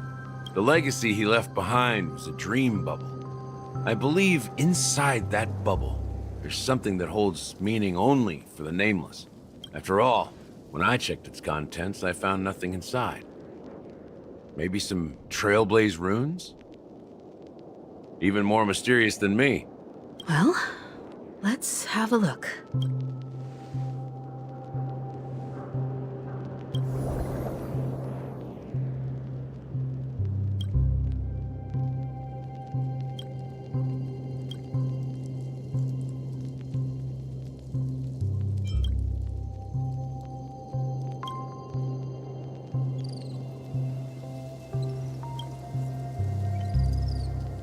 Wait, what's going on? Seriously? There's nothing inside this dream bubble? How could a dream bubble be empty? Just as I suspected. That old man always had this strange belief in the nameless and the trailblaze. And I never understood where he got that confidence from. Especially since he never managed to get in touch with the Express while he was alive. I could never figure out what was going on in that old man's head. But this empty dream bubble is so typical of him. He was always full of weird fantasies and incomprehensible romanticism. That mischievous old man. Well, I didn't expect him to leave anything concrete behind anyway. Don't think that's the case, Gallagher. I'm sure Mikhail has left us the most precious thing of all. Don't start getting all philosophical on me, all right? Just as Mikhail believes in the nameless of the future, we unconditionally believe in the nameless of the past. How could they leave with regrets for the future when they were ready to dedicate their lives to the land they loved? There must be something contained in this dream bubble. It's just we haven't figured it out yet. You also have faith in the Watchmaker, don't you, Gallagher? Well, I'm a follower of the Enigmata. My philosophy forbids me to have faith in anything. That's why I understand what faith means in the path of Trailblaze. And I also want to know what he left behind. I'll leave it to you guys then. Can I borrow your pet? I need to make a trip back to Golden Hour and check something at the Dreamscape sales store. It's for Mikhail, and for the future of Penacony.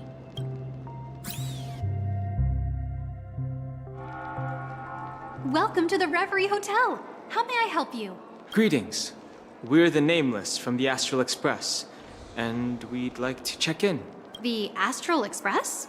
Yes, my companion's already checked in. My name is Dan Hung, and I believe my personal information is recorded in your system. I see, but your companion said you wouldn't be coming due to a change of plans. Now the plans have changed again. And you are... Me? I'm Pom Pom. A new Nameless who's also with the Astral Express. A new Nameless Pom. He's my fellow trailblazer. We responded to the family's invitation before he boarded the Express, so he wasn't registered in your system. Is it possible to accommodate him as well? Oh, I see. Another one of the Nameless had a similar situation. Seems like a lot of people are joining the Trailblaze these days. Since there's a precedent, it shouldn't be a problem. Just give me a second to contact your companions. I'm sorry, dear guests, but it seems I'm unable to reach the other members of the Astral Express. What do you mean by unable to reach them? My apologies. This is the first time I've encountered a situation like this. However, the system indicates that those guests are still in the dreamscape. How about this? Give me their room number, and we'll go check on them ourselves. I'm afraid that's not possible. I need to verify both of your identities before I can share any guest information. How about you just wake up someone? Let's say, Welt? I'm sorry, but there are strict rules regarding forced awakening. It cannot be done without the proper clearance. So nothing works, huh? What's your solution then? Are you saying we sleep here? At the reception? Please be patient. We need to contact your companions in order to confirm your identities. And now it seems you need to confirm our identities before you can contact our companions. It seems so. Oh, fudge! Look, nothing personal, but if you can't handle this, go find someone else who can, okay? This dude's... Please calm down, dear guests. I do recall that Mr. Sunday, the Oak family head, personally handled this issue earlier. Oh, please wait a moment while I contact him. And she ain't gonna be able to contact him either. Time. She really just doesn't know what to do. I have a bad feeling about this. You tried to contact them on the Express earlier, but they didn't respond. Something doesn't seem right. I need to leave for a moment. You can stay here with the receptionist. Sure thing. Just don't keep me waiting forever. Don Home seems pretty worried about his companions. I should give him some space. Stressing out about it won't help anything.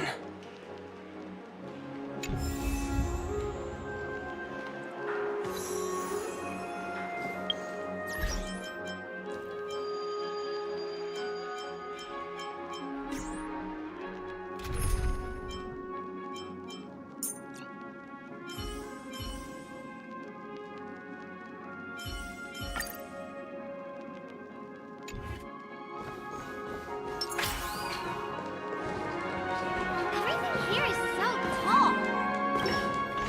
The Charmony Festival is about to start. I'm so excited! Hey! You guys here for the Charmony Festival too? Well, I didn't come all the way here specially for the festival. Honestly, I don't really even know what it's about. But I heard— Well, back in my homeworld, Anaria, we have festivals like that all the time. My dad threw me a birthday party one time that was just as extravagant as the Charmony Festival. Oh, come on! The Charmony Festival is a once-in-an-Amber-era event. How can a birthday party compare? Well, you never know, right? Maybe on her world, birthdays only happen once in Amber Era. Anyway, let's forget about that. Have you heard about the, unsettling things happening in the dreamscape? Unsettling things? What could possibly go wrong? It better not ruin the Charmony Festival! I've been looking forward to it! I'll make sure it does. Relax. With a big event like this, there's bound to be lots of gossip and rumors. Don't worry. If anything does happen, the family will be on top of it. Oh, that's a relief. I didn't come all this way to see the festival go down the drain. Well, looks like I won't get any fudging clues out of these two. They're clueless.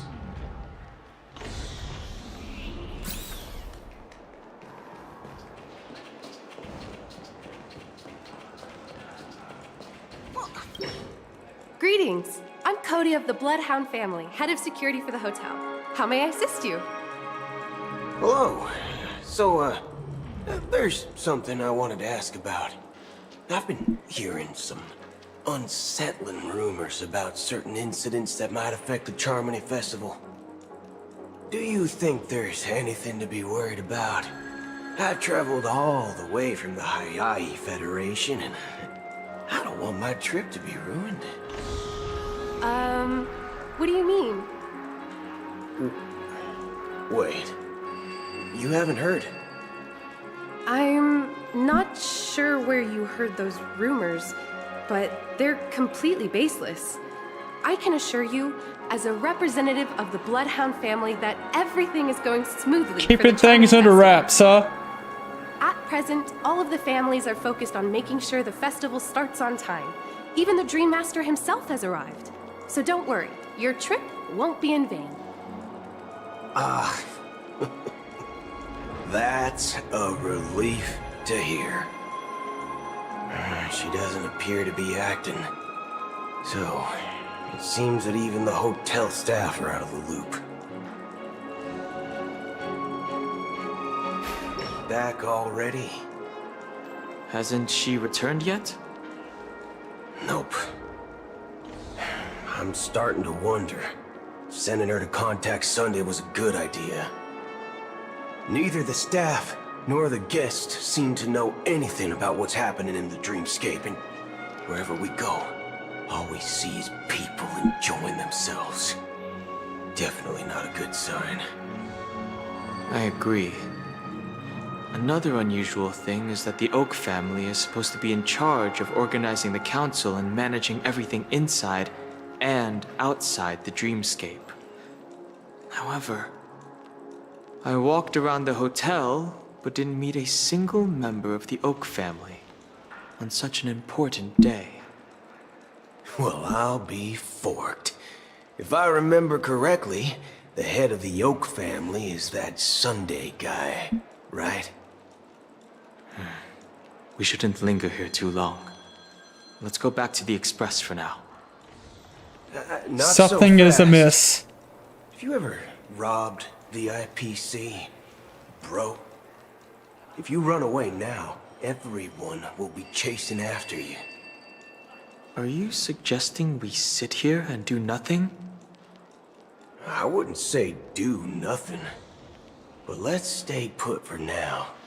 Even if the family has ulterior motives, they couldn't have anticipated us showing up here. We're the surprise factor for them. They don't want to attract unwanted attention from certain outsiders, so they won't do anything reckless. See? The IPC lackeys are keeping a close eye on this hotel. If I were a family member, I'd find an official excuse and keep the surprise factors here. If we just wait here, that would be like walking into their trap. Of course, we don't need to walk into their trap. I gave a backup plan to the memo keeper.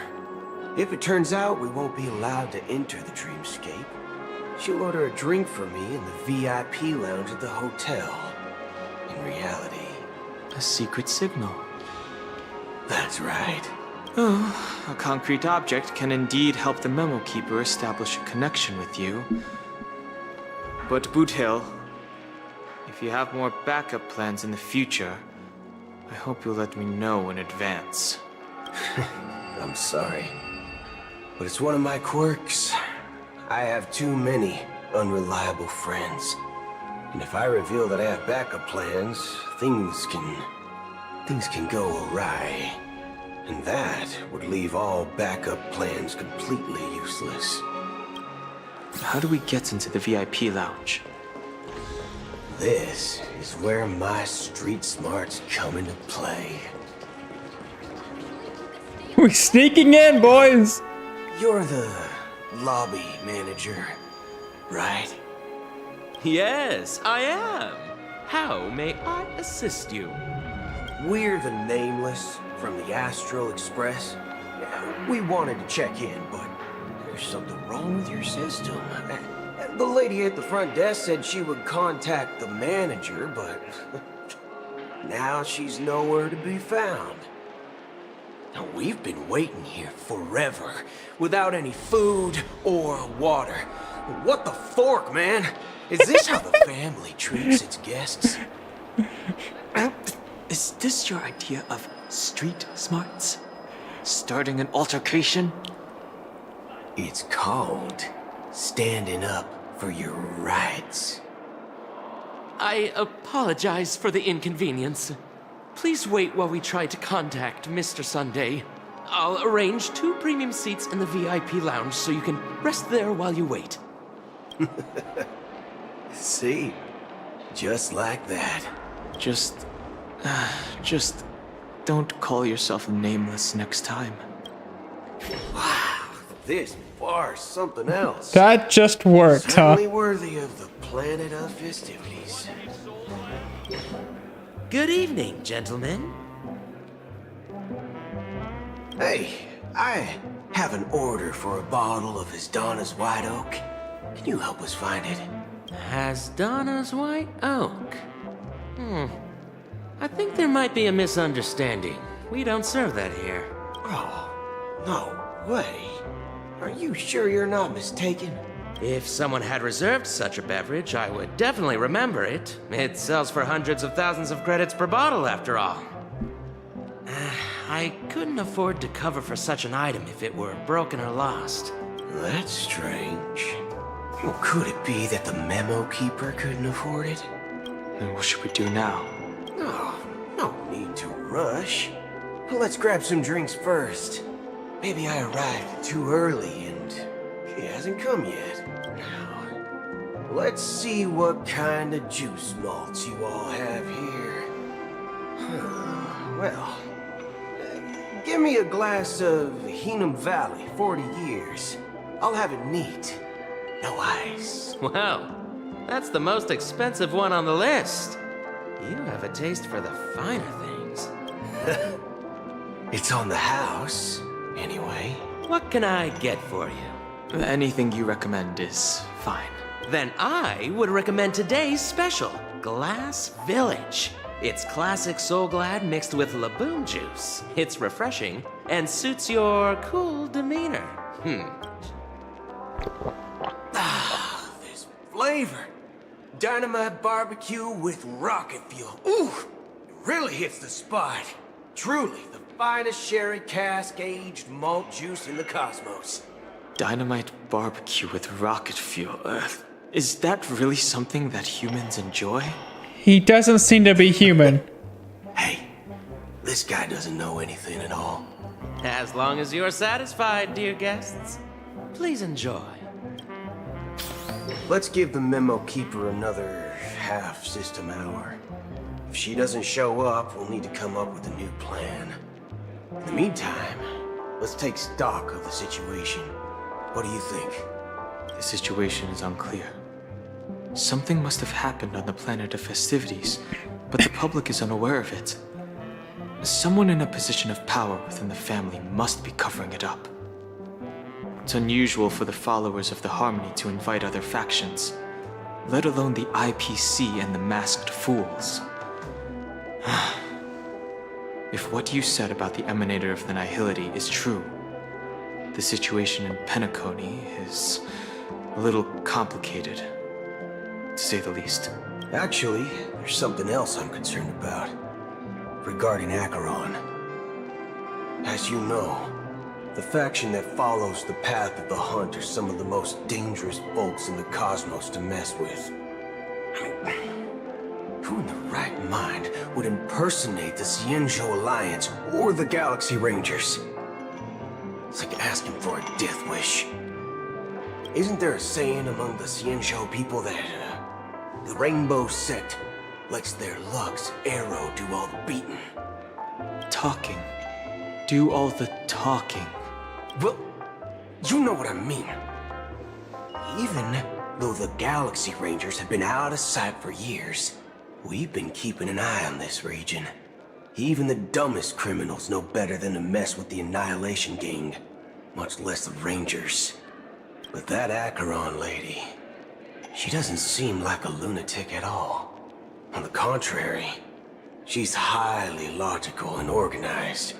She knows exactly when to hold back and when to strike without mercy. And you believe that someone like her would have an ulterior motive for impersonating a Galaxy Ranger? I'm not entirely sure, but I do have my suspicions. Maybe she knows a Galaxy Ranger, or perhaps she's trying to lure us out for some reason, which I can't figure out. Anyway, what worries me more are the anomalies within the family. They've summoned followers from various paths for the festival. No matter how generous such a gesture is, this move seems highly unusual. Unless the invitations weren't sent by them.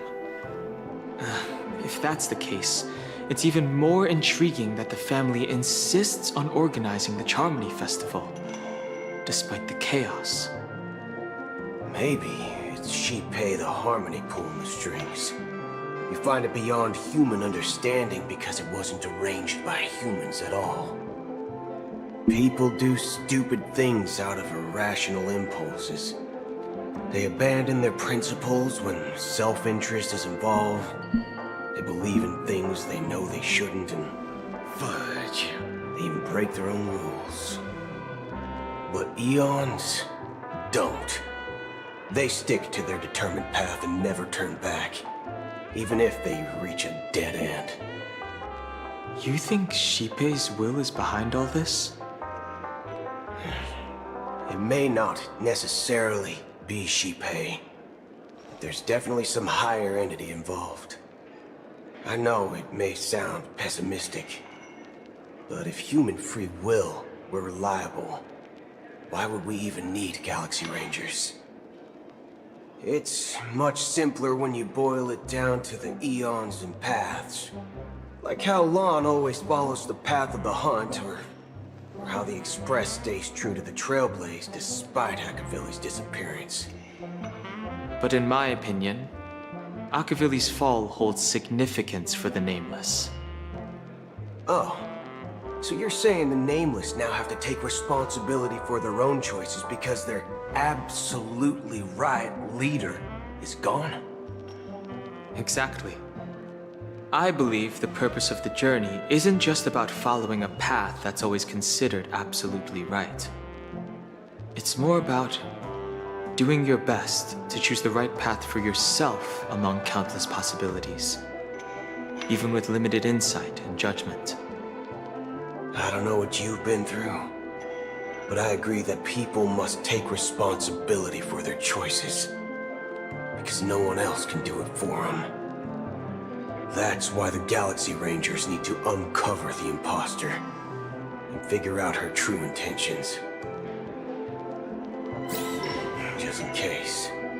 I have a backup plan if the Memo Keeper doesn't show up. This is my final backup plan. I promise. You sure have a lot of cards up your sleeve. Well, going back to my old career would make things a lot easier. By the way, when you were walking around the hotel, did you happen to see any important-looking guests? What's your plan? It's simple. We just grab some hostages and use them as bargaining chips. Hostages? Or maybe we can even take their identities. No need for that. No. Return to the Express now. Wait. Are you getting scared? Draw your weapon. Let's make a big scene. Are you leaving, esteemed guests? Would you like to cancel that Asdonis White Oak you just ordered? Huh? Asdonis White Oak? But didn't you just say... Ha ha. Looks like you are a bit intoxicated, esteemed guests. You ordered a bottle of Asdonis White Oak just a moment ago. Right?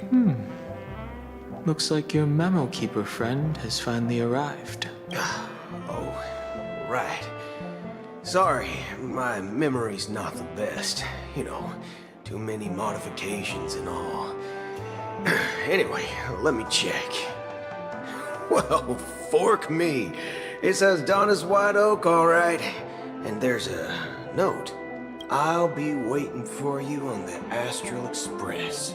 No mistake. That's her message to you. She knew the hotel wasn't safe, so she suggested we find another place. Well, looks like we took a detour, but now it's back to the Astral Express. So, what are we waiting for? You're back?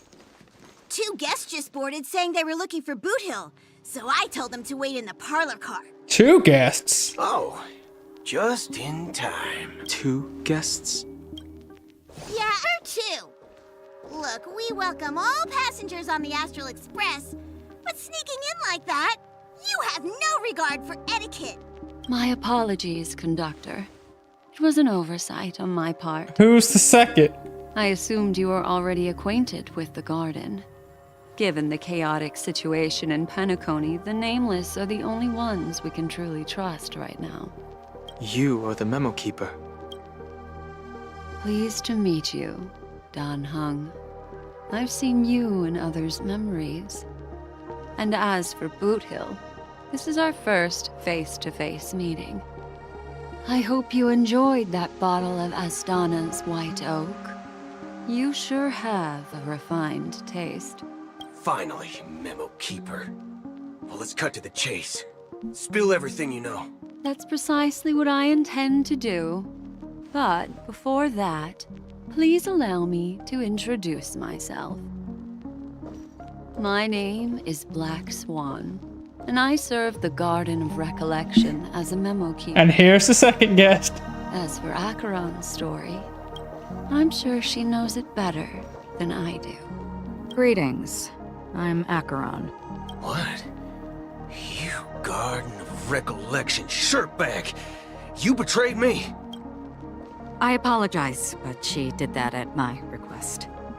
Due to certain reasons, I have been exiled by the family. Thankfully, this memo keeper came to my aid and helped me escape their surveillance unnoticed. To be honest, it was more like stalking than helping. And the process was far from unnoticed. But we did escape.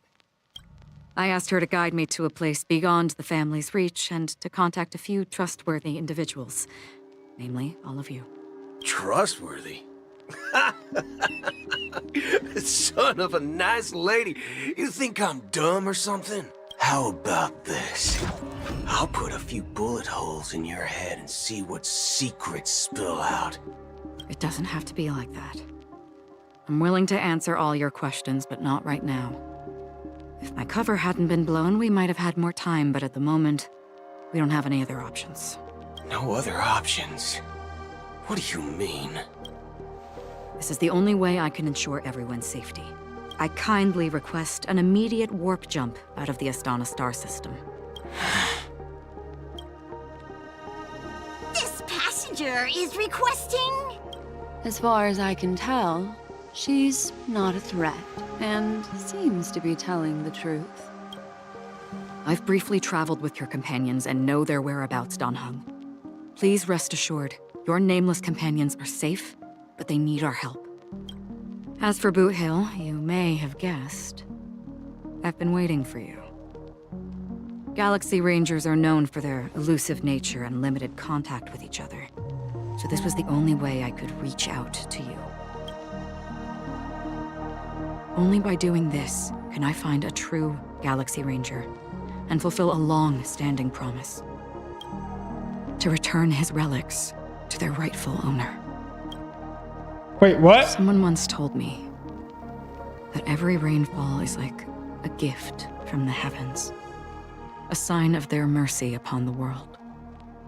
Raindrops are said to be the tears of the gods, shed in response to the sorrows of the world. Their constant pouring is a reminder that the gods haven't abandoned us yet. So, how long has this rain been going on for? I used to believe, just like you, that it would eventually stop. Years and decades passed. And in the end, such hope faded away before the rain did. Looks like the god you mentioned doesn't exist after all.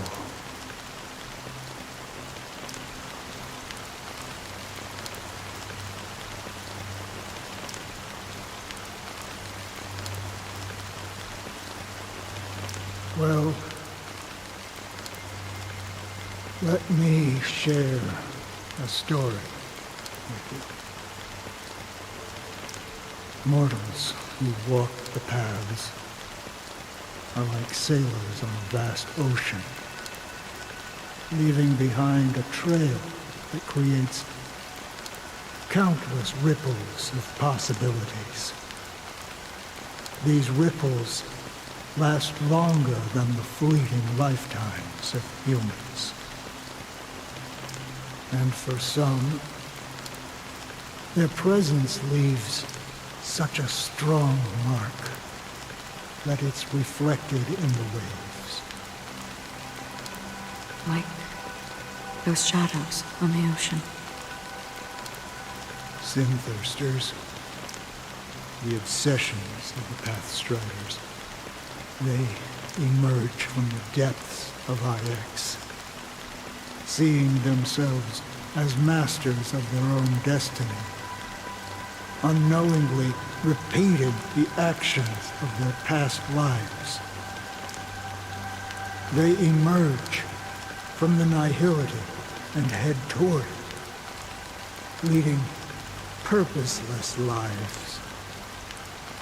However, these hollow phantoms, they were once my dear companions. A group of Galaxy Rangers. It's all connected, huh? Watching over them? No. I'm guiding them toward transcendence. It was a brutal war. A crusade that shook the universe. The universe witnessed the fall of Zulo, the Lord Ravager, but it came at a price. A price so hefty that only those who were there still remember. The unwavering determination of the Hunt followers persists even in death. So someone must guide these lost souls to their life beyond.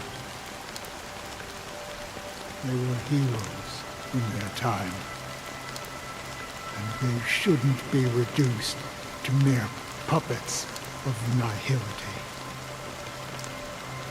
As for me, I've suffered too many losses on that battlefield to advance any further. And that makes me the most fitting person to carry out this task. But you know, these sin thirsters, they're not who they used to be. Does this seem pointless to you? Well, some tasks have to be done, even if they are pointless.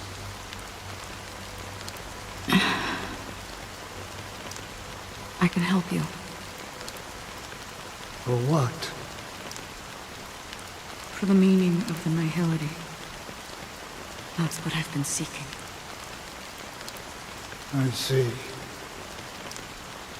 After all, this realm is off limits to ordinary souls, right? Thank you, stranger. I wish that you find what you seek. Before we part ways, I have one more question. It is true that their actions and even their entire lives may seem pointless from our perspective. But if, and it's just an if this is what the departed ones expected, should we try to change it? A good question, and a profound one. I don't know the answer. What I do know is that one day I too will pass away. And when I bid farewell to this world, someone will stand at my grave and place a bouquet of flowers on it. Who was that? He seemed very important. When I appeared as a child, my speech, mindset, and soul reflected immaturity and innocence. As I grew into adulthood, I left behind my childlike side. I humbly request your blessings, esteemed advocate of Shipe. Come to me, my kinship. I have sought their presence with us. As you wish. I have faithfully served the Alfalfa family for nearly a decade, promoting the path of the harmony to the best of my ability. However, I made a mistake. So the harmony is just the While I was church. preparing dinner for the family head, I accidentally dropped I get a it. prepared dish on the floor. Out of laziness, I lied and claimed that everything was ready. Although the head has dismissed me as punishment, it has been tough to sleep with the guilt still gnawing at me, as I worried that the seeds of evilness may have taken root in my soul. So, I confess to you now to seek atonement for my sins. Do you sincerely repent and vow to change your ways? Yes. Have you examined your soul and confessed all your sins? Oh, Yes. Are you willing to accept the process of atonement? Yes. Very well. Show your dedication and goodwill to the family, and you shall be reinstated among them. Now, please, leave in peace. Oh, praise Sheepy. And thank you, esteemed advocate. Next, please step forward. Man, this guy looks like he's having the time of his life. Wholeheartedly confess to you. Please, pardon my sins. Rest assured, I have implored their presence to be with us. As long as you are sincere, absolution will be granted. Oh, great. You know, I arrived in Penacony as a stowaway. I sold everything to get a ticket.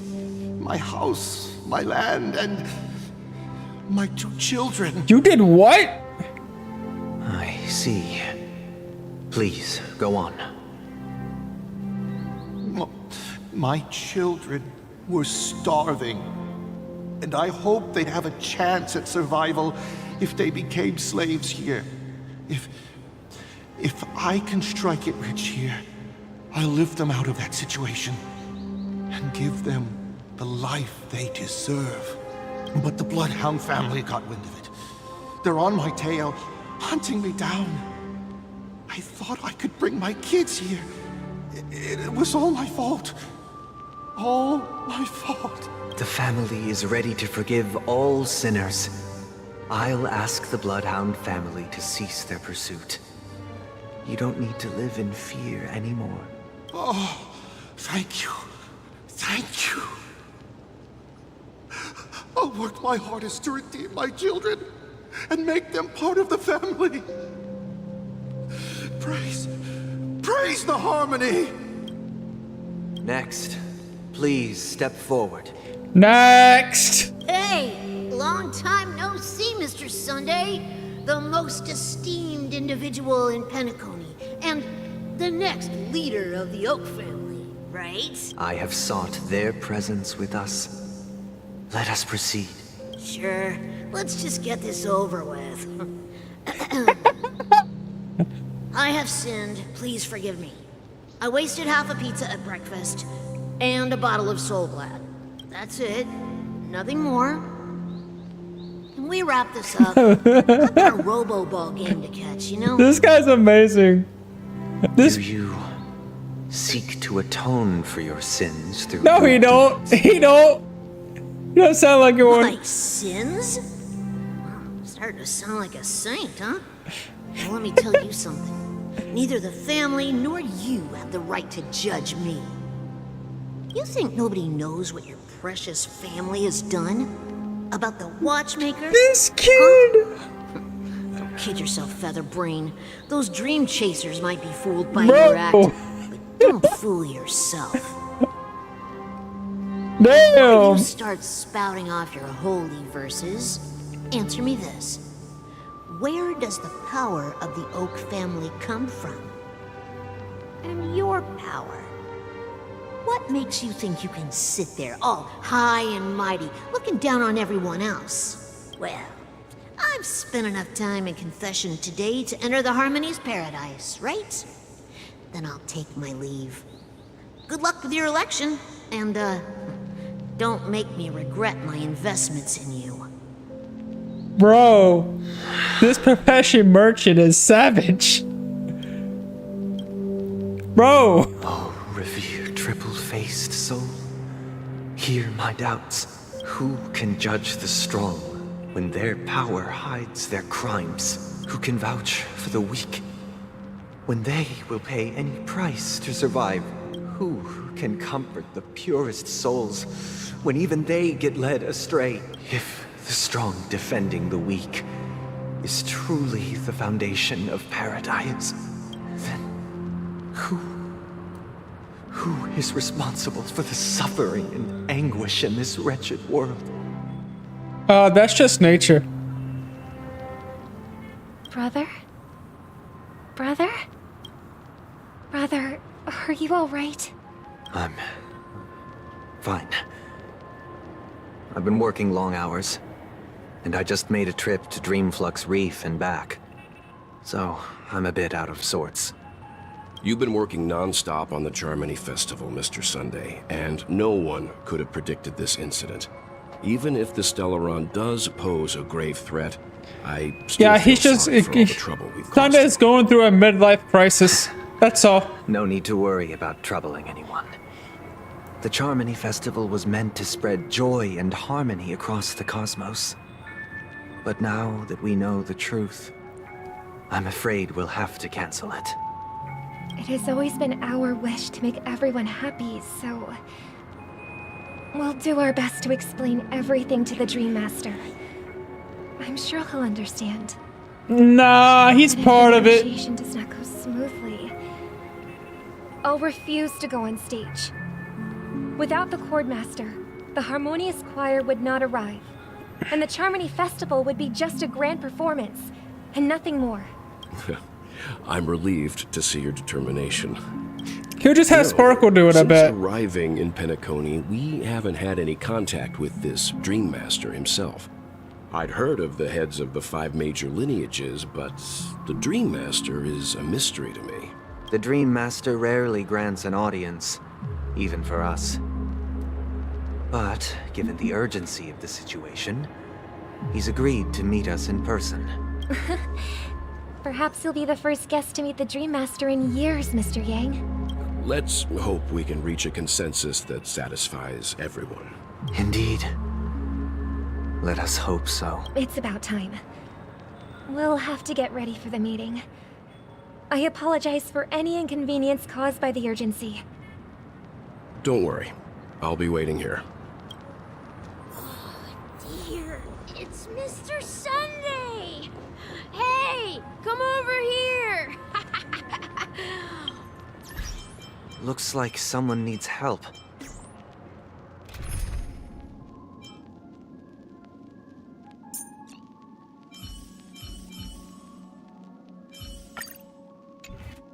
Let's go check it out. Oh, Mr. Sunday. Hey there! Okay, see the moon in the sky? It's about the size of the cap on my Soul Glad bottle. If I just reached out my hand, I could grab the moon, couldn't I? The moon? You mean the Grand Theater? Yeah. Look at me. I've been away from home for too long. I must be missing that moon. But it's no big deal. The Grand Theater here looks much better than the moon back home. It's just magnificent. They told me not to sell everything I had just to come to Penacony. How short-sighted. Selling everything you had? Why would you go to such lengths? Why? Can't you see? Life back home is miserable. It's not really living at all. It's better to be here in Penacony. No pain, no worries about tomorrow, just sweet dreams. You can do whatever you want. That's what I call living. Yeah, now this is the life. Is this truly living? No. Huh? What did you say, young lady? I didn't quite catch that. Oh, it's nothing, sir. You see, the traffic It's on just Blocks people Avenue can be dangerous. try to get away from responsibilities in their life. To escort you to Ideen Park over there, so you can continue enjoying your sweet dream. Oh, yeah, that's a great idea. Wow, no wonder you were the leader of this sweet dream. You're totally a lifesaver. See you around, Mr. Sunday, and it was nice chatting with you. What's up, sister? This is the land of the dreams. But why do they live like this? The man we ran into... he doesn't seem happy at all. Even though sweet dreams are nice, they're just illusions. But for him, they're the only way to survive, even if it means giving up on reality. That's not really living at all. I suppose you have a point. But, in my opinion, that's how most people live their lives. Why do you say that? You think that man is not actually living, but that's not quite accurate. Even without Penacony, people create their own illusions called self-value. People believe they have a predetermined value to fulfill.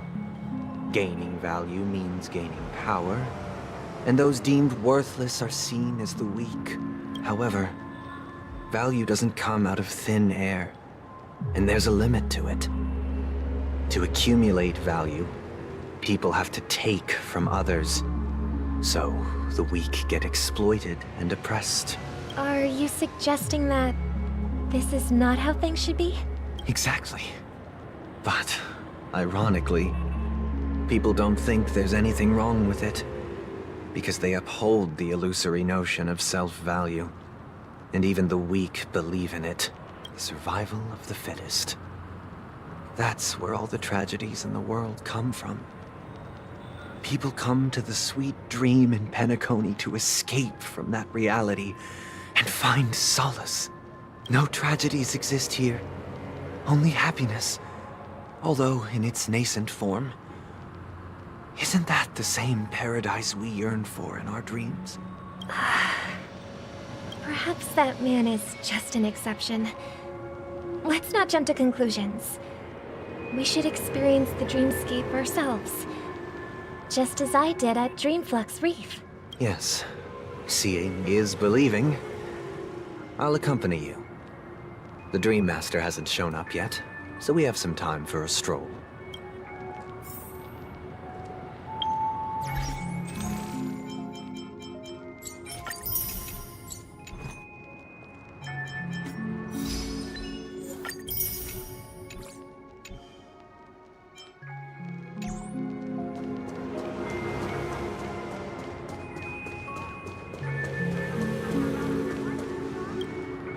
Glad to meet you again, Robin. How are the preparations for the Harmony Festival coming along? We're all so excited about it. It's going smoothly. Thanks for making the trip to join the festival. You're too kind, Robin. It's a pleasure to have guests from all over the universe celebrating day and night. I can't stand being lonely or bored, so this jubilant dreamscape is perfect for me. But if this went on forever, would it get boring too? Nah, not at all. Who would get tired of having so much fun? Every day, you get to wear fancy clothes, explore all sorts of dream bubbles, indulge in delicious food without gaining weight, and you never get old or sick. As long as you can afford a room, this place is the ultimate paradise. But you know that only a few things. A place where people could escape their responsibilities. That's exactly why I don't plan on bringing anything back. Just enjoying the dream itself is good enough for me. I mean, I'm not one of those long-living species. I only have around 60 or 70 years in this lifetime, and there's so much to worry about. Being happy here is pure bliss. Only in this sweet dream can I truly feel like I'm in control of my life and fate. Who would want to go back to reality after experiencing this bliss? I see. I genuinely wish you all the happiness in the world. And I wish you a fantastic performance, Robin! I'm off to the Blue Hour for the ball. See you later. Seems like that guest's perspective didn't resonate with you either. She had a valid point. I could sense her genuine happiness. It's just that... What you're trying to say is, she thinks she's in control of her life. But in reality, she's just escaping from reality and seeking solace in this sweet dream. Once she steps out of this sanctuary, everything will be lost.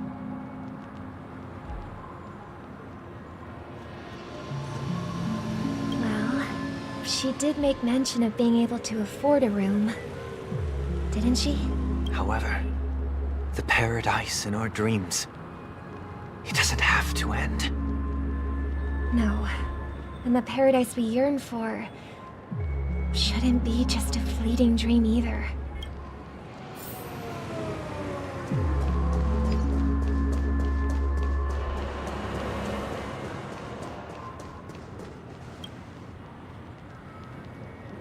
The scenery in this dreamscape is truly breathtaking, isn't it? Oh, Robin. Can't believe I'm meeting you in person here. What an honor. You're right. Even though time stands still in this dreamscape, it always feels fresh. I find something new every time. A philosophical mind. I hope I'm not intruding. Oh, not at all. No. With little time left, I yearn for meaningful conversations, especially with someone as esteemed as you. Do you mind if we chat? It's my pleasure. No need to be formal. Just speak your mind. You said, with little time left. Please, forgive me for being blunt. But is that why you came to Penacony? Yeah. I was part of a war, and while escaping from the Sarkosian mothership, I got exposed to some radioactive materials. And then, all my comrades died, and my hometown was wiped out by neutron bombardments. I couldn't bear to live with everything I knew gone. That's when I heard about a possible solution here, so I came. How heart-wrenching. I hope the family has been able to help you. They have, and I'm truly grateful for that. They provided me with a comfortable room, the most advanced life support devices in the cosmos, and a stellar team of caregivers. My physical body is now in the dream pool, sustained by life support. The me you see here is whole, rational, and no different from any other person. But I can't say the same for the me in the hotel room. My true appearance. Well, I hope you never have to witness it, Robin. So... Well, fuck! You'll be living forever in this dreamscape. Right? Just being able to live at all is good enough for me. Whether it's in this dreamscape or not, well, I don't really have much say in the matter. My world has been torn apart, and my life could end any second. So, even if this whole place is an illusion, it's still my paradise, and I'll treasure every moment I spend here. How I envy those everlasting things. That old man's story. It's so tragic. Fortunately, this sweet dream gives him joyful memories to hold on to for the rest of his life. That's precisely why this sweet dream in Penacony exists. However, even the sweet dream has its limitations. While it provides solace to the disillusioned, it can't completely eliminate pain in reality. There will be a way out. Penacony is already on the right track. Is it Sunday?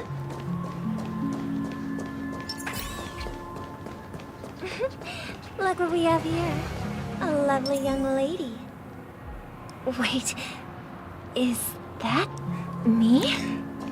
It's Sparkle! Brother, what a surprise to see you again. Show yourself. Your trick won't work on us. I've heard that a skilled masked fool received an invitation too. That must be you, right? Did you enjoy yourself? Barely. The people here are way too gullible. A little bait is all it takes for them to bite. And they run away at the slightest hint of danger. In other words, they're naive and cowardly. Now that you've had your fill, it'd be wise to leave before it's too late. The music of the harmony doesn't tolerate discord. What? Now that you have the real Robin, I'm useless? Oh, how disheartening. I've done so much for the family. You should be thanking me, because if it weren't for me cleaning up this mess, Penacony would still be in shambles. Don't you think? That was a personal request from the head of the Iris family, and it has nothing to do with us. Step aside and stop causing trouble for the Charmony Festival. The Charmony Festival? You think you can scare me? You think I've no idea what you're planning? I don't care what you're thinking, Chicken Wing Boy. But I'm pretty sure our lovely Robin won't be appearing on stage. After all, you're well aware of what a sorry state this dreamscape is in under the banner of harmony. Penacony, the land of the dreams. Is this truly the paradise you desire? Stop it. What's the rush, Chicken Wing Boy? Did I get to you? Our paradise is none of your concern, masked fool. Leave now, or the family won't tolerate you anymore. All right. I'll go. But Robin, I suggest you seriously consider this. Do you really believe those living in dreams can escape pain and find true happiness? Well, I've done my part. And now I'm simply waiting for the fireworks to begin. Here, the last 2 gifts for both of you. And don't lose them. If by some unfortunate chance the Charmony Festival starts against all odds, remember to use them during the show. And it'll be thrilling. Bang! I heard a raven cawing in the distance. It seems the Dream Master will arrive soon.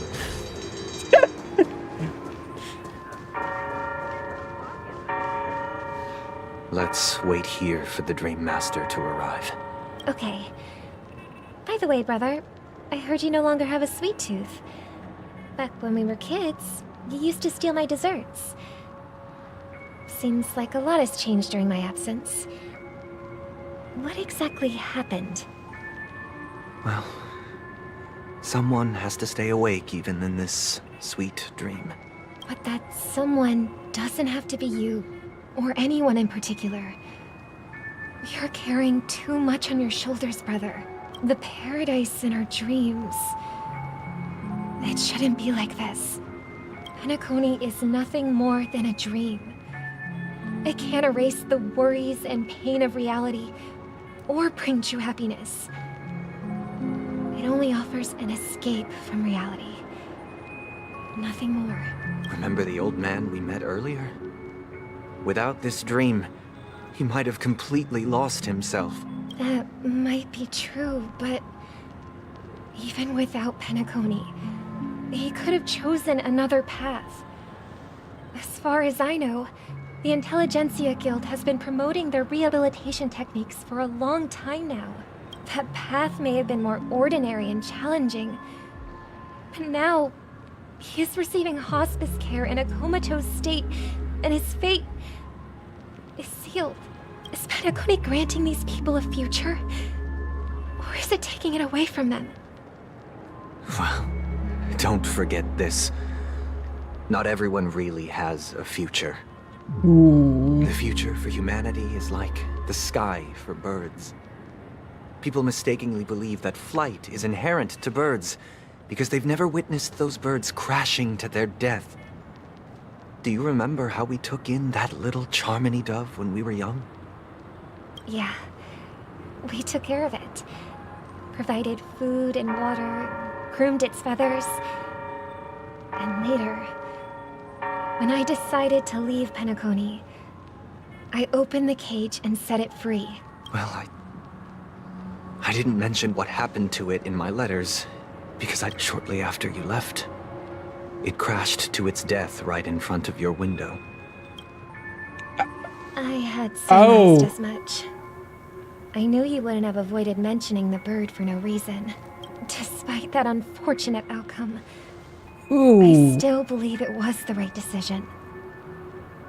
Birds aren't meant to spend their lives in cages. They belong in the sky, even if they can't fly. But here's the thing. If there are birds in this world that can never fly, can we really assert that they belong in the sky?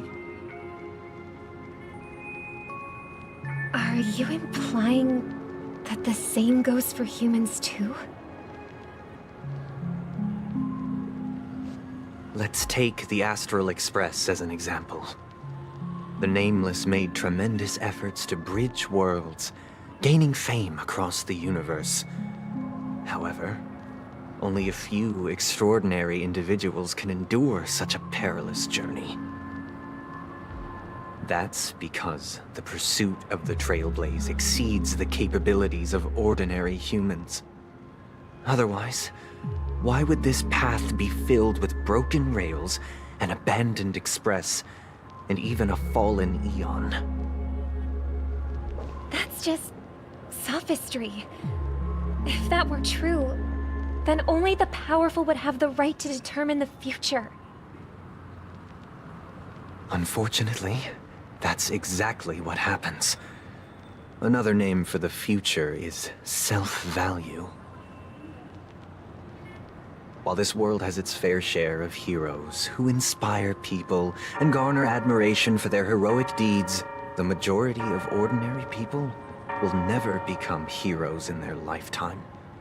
Some are born weak and vulnerable. Some find themselves trapped in unfortunate circumstances. Some fall victim to malice and cowardice. When it comes to survival, Yeah, some people do have some bad RNG. can only watch as their value gets constantly diminished by external forces. That's why we should care for the weak and support them as if their suffering were our own. That's what the Odes of Harmony have always taught us. But if you don't fall, how do you get stronger? Pain is just weakness While leaving the Harmony body. holds noble aspirations, the strong will always be strong, and the weak will always be weak. Even in this carefree dream. Human nature contains greatness, but it also harbors inherent weaknesses that can't be eradicated. In the end, if people can't even secure their own survival, they won't care about the illusory future of equality. As long as the law of survival of the fittest prevails, there will always be fledglings crashing to their death. But if people don't live for the future, do they merely exist for survival? If even you, my brother, don't believe that the Harmony will save the weak, then which Eon can make our dreams come true? People often forget that when the first bird took flight, the entire world envisioned a future where no more fledglings would ever crash to their death. Are you reading, sister? What are you reading? Mr. Gopherwood gave me a picture book. It's about the story of the harmonic strings. If I could become a chord master, I'd like to summon Dominicus, the harmonious choir. I want to sing with everyone and spread our wishes so that all can feel happiness and joy. I see. Then, I would summon the harmonious choir too. Don't you have a wish of your own, brother? Of course I do. It's just that it includes your wish and everyone else's. I long for a true paradise where everyone can find peace. Then, let's build a stage there and invite everyone to our performance so that both our wishes come true through the power of the harmonious choir. It's a deal then. Yeah, it's a deal. But how can I become a chord master?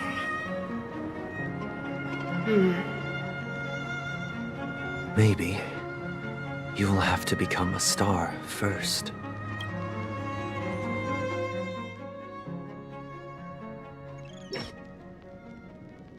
You're back sooner than I thought. Any results?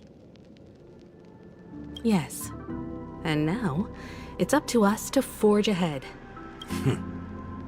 Since he's already carried out his last wish, my final mission is complete. But pardon me if I sound curt. It's good to have determination. The path Mikhail left for you is not an easy one to tread. Why else would he have chosen to sleep in solitude, staking everything on some nameless in the future? But you have the numbers. And in numbers comes strength. So that might just delay your inevitable a little more. Got any more encouraging words? As I see it, relying on Welt's negotiations alone is far from enough. Regardless of whether the other party will be compliant, negotiating simply allows us to meet them as equals and won't grant us an upper hand. Penacony is our rival's home turf, and we already have very few chips left to play with. Rather than idly sit around while the family's got us blocked off, an offensive approach might be a wiser course of action. We're more familiar with the Stellaron's properties than most, and since it's the key to stabilizing the sweet dream, it's vital to the family's interests. By attacking their core interests, they're bound to retaliate hastily. And as the saying goes, haste makes waste. That's right. As long as we pose a threat to the Stellaron, either with words or otherwise, we have a chance at gaining the upper hand. But the problem is, on the eve of the Charmony Festival opening, how exactly are we going to get close to the theater? Family security will be airtight, and if we brute force it, even if we succeed, it's too risky. So, no one's gonna say anything? Then I'll raise my hand. I know the answer to this question.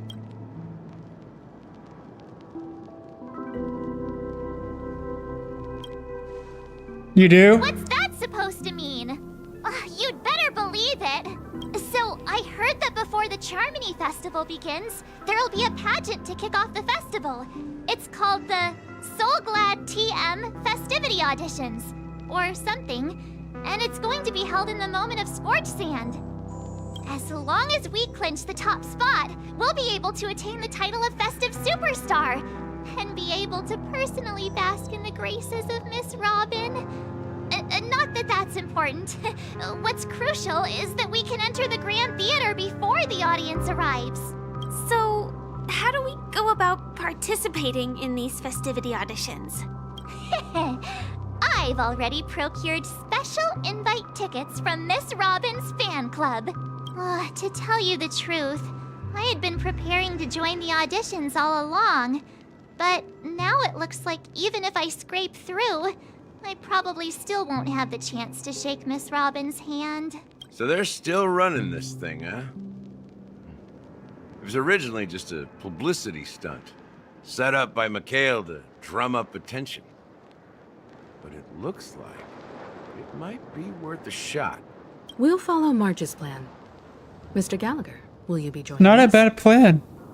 I'm afraid I won't. I'm have impressed. time. As a virtual character, I've already completed my final mission. Whether Penacony can awaken from this dream is all down to you. Should we ever cross paths again? I'd love for you to visit the Express. All right. I'll have to add to that data bank of yours you've got on the Express. And Miss Firefly, we thank you for all your support. We're faced with a formidable enemy. As long as the Astral Express and Stellaron Hunter's objectives are aligned, we're willing to cooperate with you. We've already come this far together. I'd like to join you for the rest of your journey on Penacony.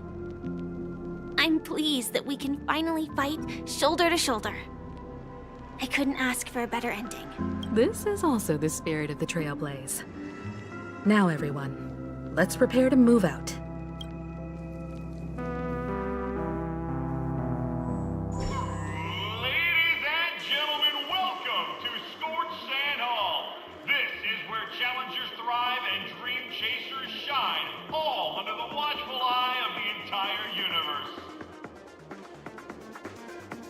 you have ambition, dream, and the drive, dear friend, the next superstar of Penacony's Charmony Festival could be you!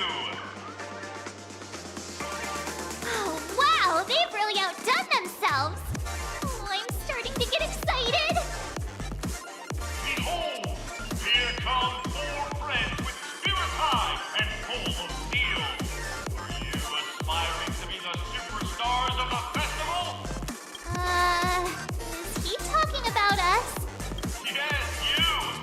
There's no doubt about it. I see you have all the potential of a superstar in you. Excuse me, you 4? What are you hoping to get out of all this? As the last group of contestants, how confident are you in overcoming all of the challenges? Would you be open to a brief exclusive interview with us? It'll be quick. Your journey is long and fraught with peril, yet under You can a say that sky again. blanketed by banners, you vie for the crown. The sword and rose! Protect the beauty! The beauty!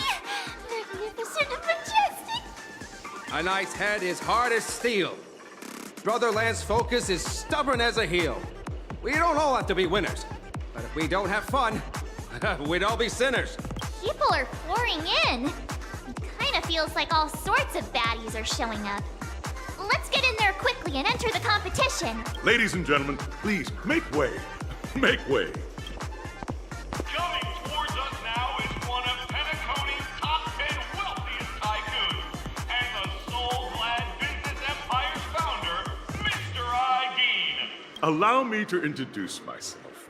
I'm the director of Soulglad's factory, Ideen Lena. My 4 friends, introduce yourselves to the audience across the cosmos. Hello, everybody. I'm Himiko, a nameless from the Astral Express, and these are my companions. Don't you guys need to hide your identities? Can't hide it anyways. Penacony is plastered with our posters. And because the Astral Express is so well known, the family won't dare to make any rash moves. Yeah, say that out loud, huh?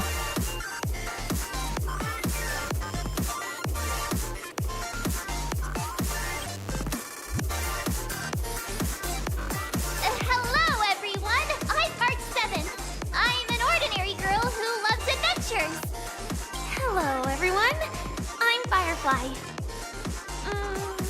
I am also an ordinary girl who enjoys adventures. So it's a bunch of nameless guests. This final face-off is bound to be spectacular. Time is precious. My 4 friends, come with me. Grab a bottle of Soul Glad and make your dreams a black.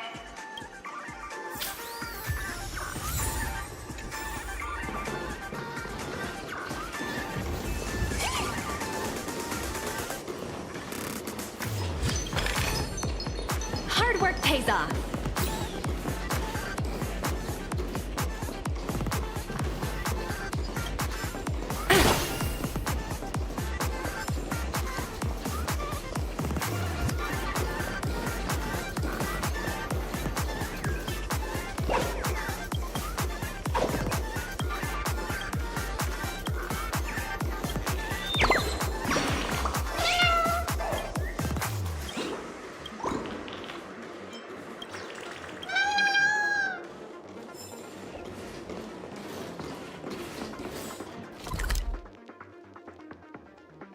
Oh, this place is kind of long.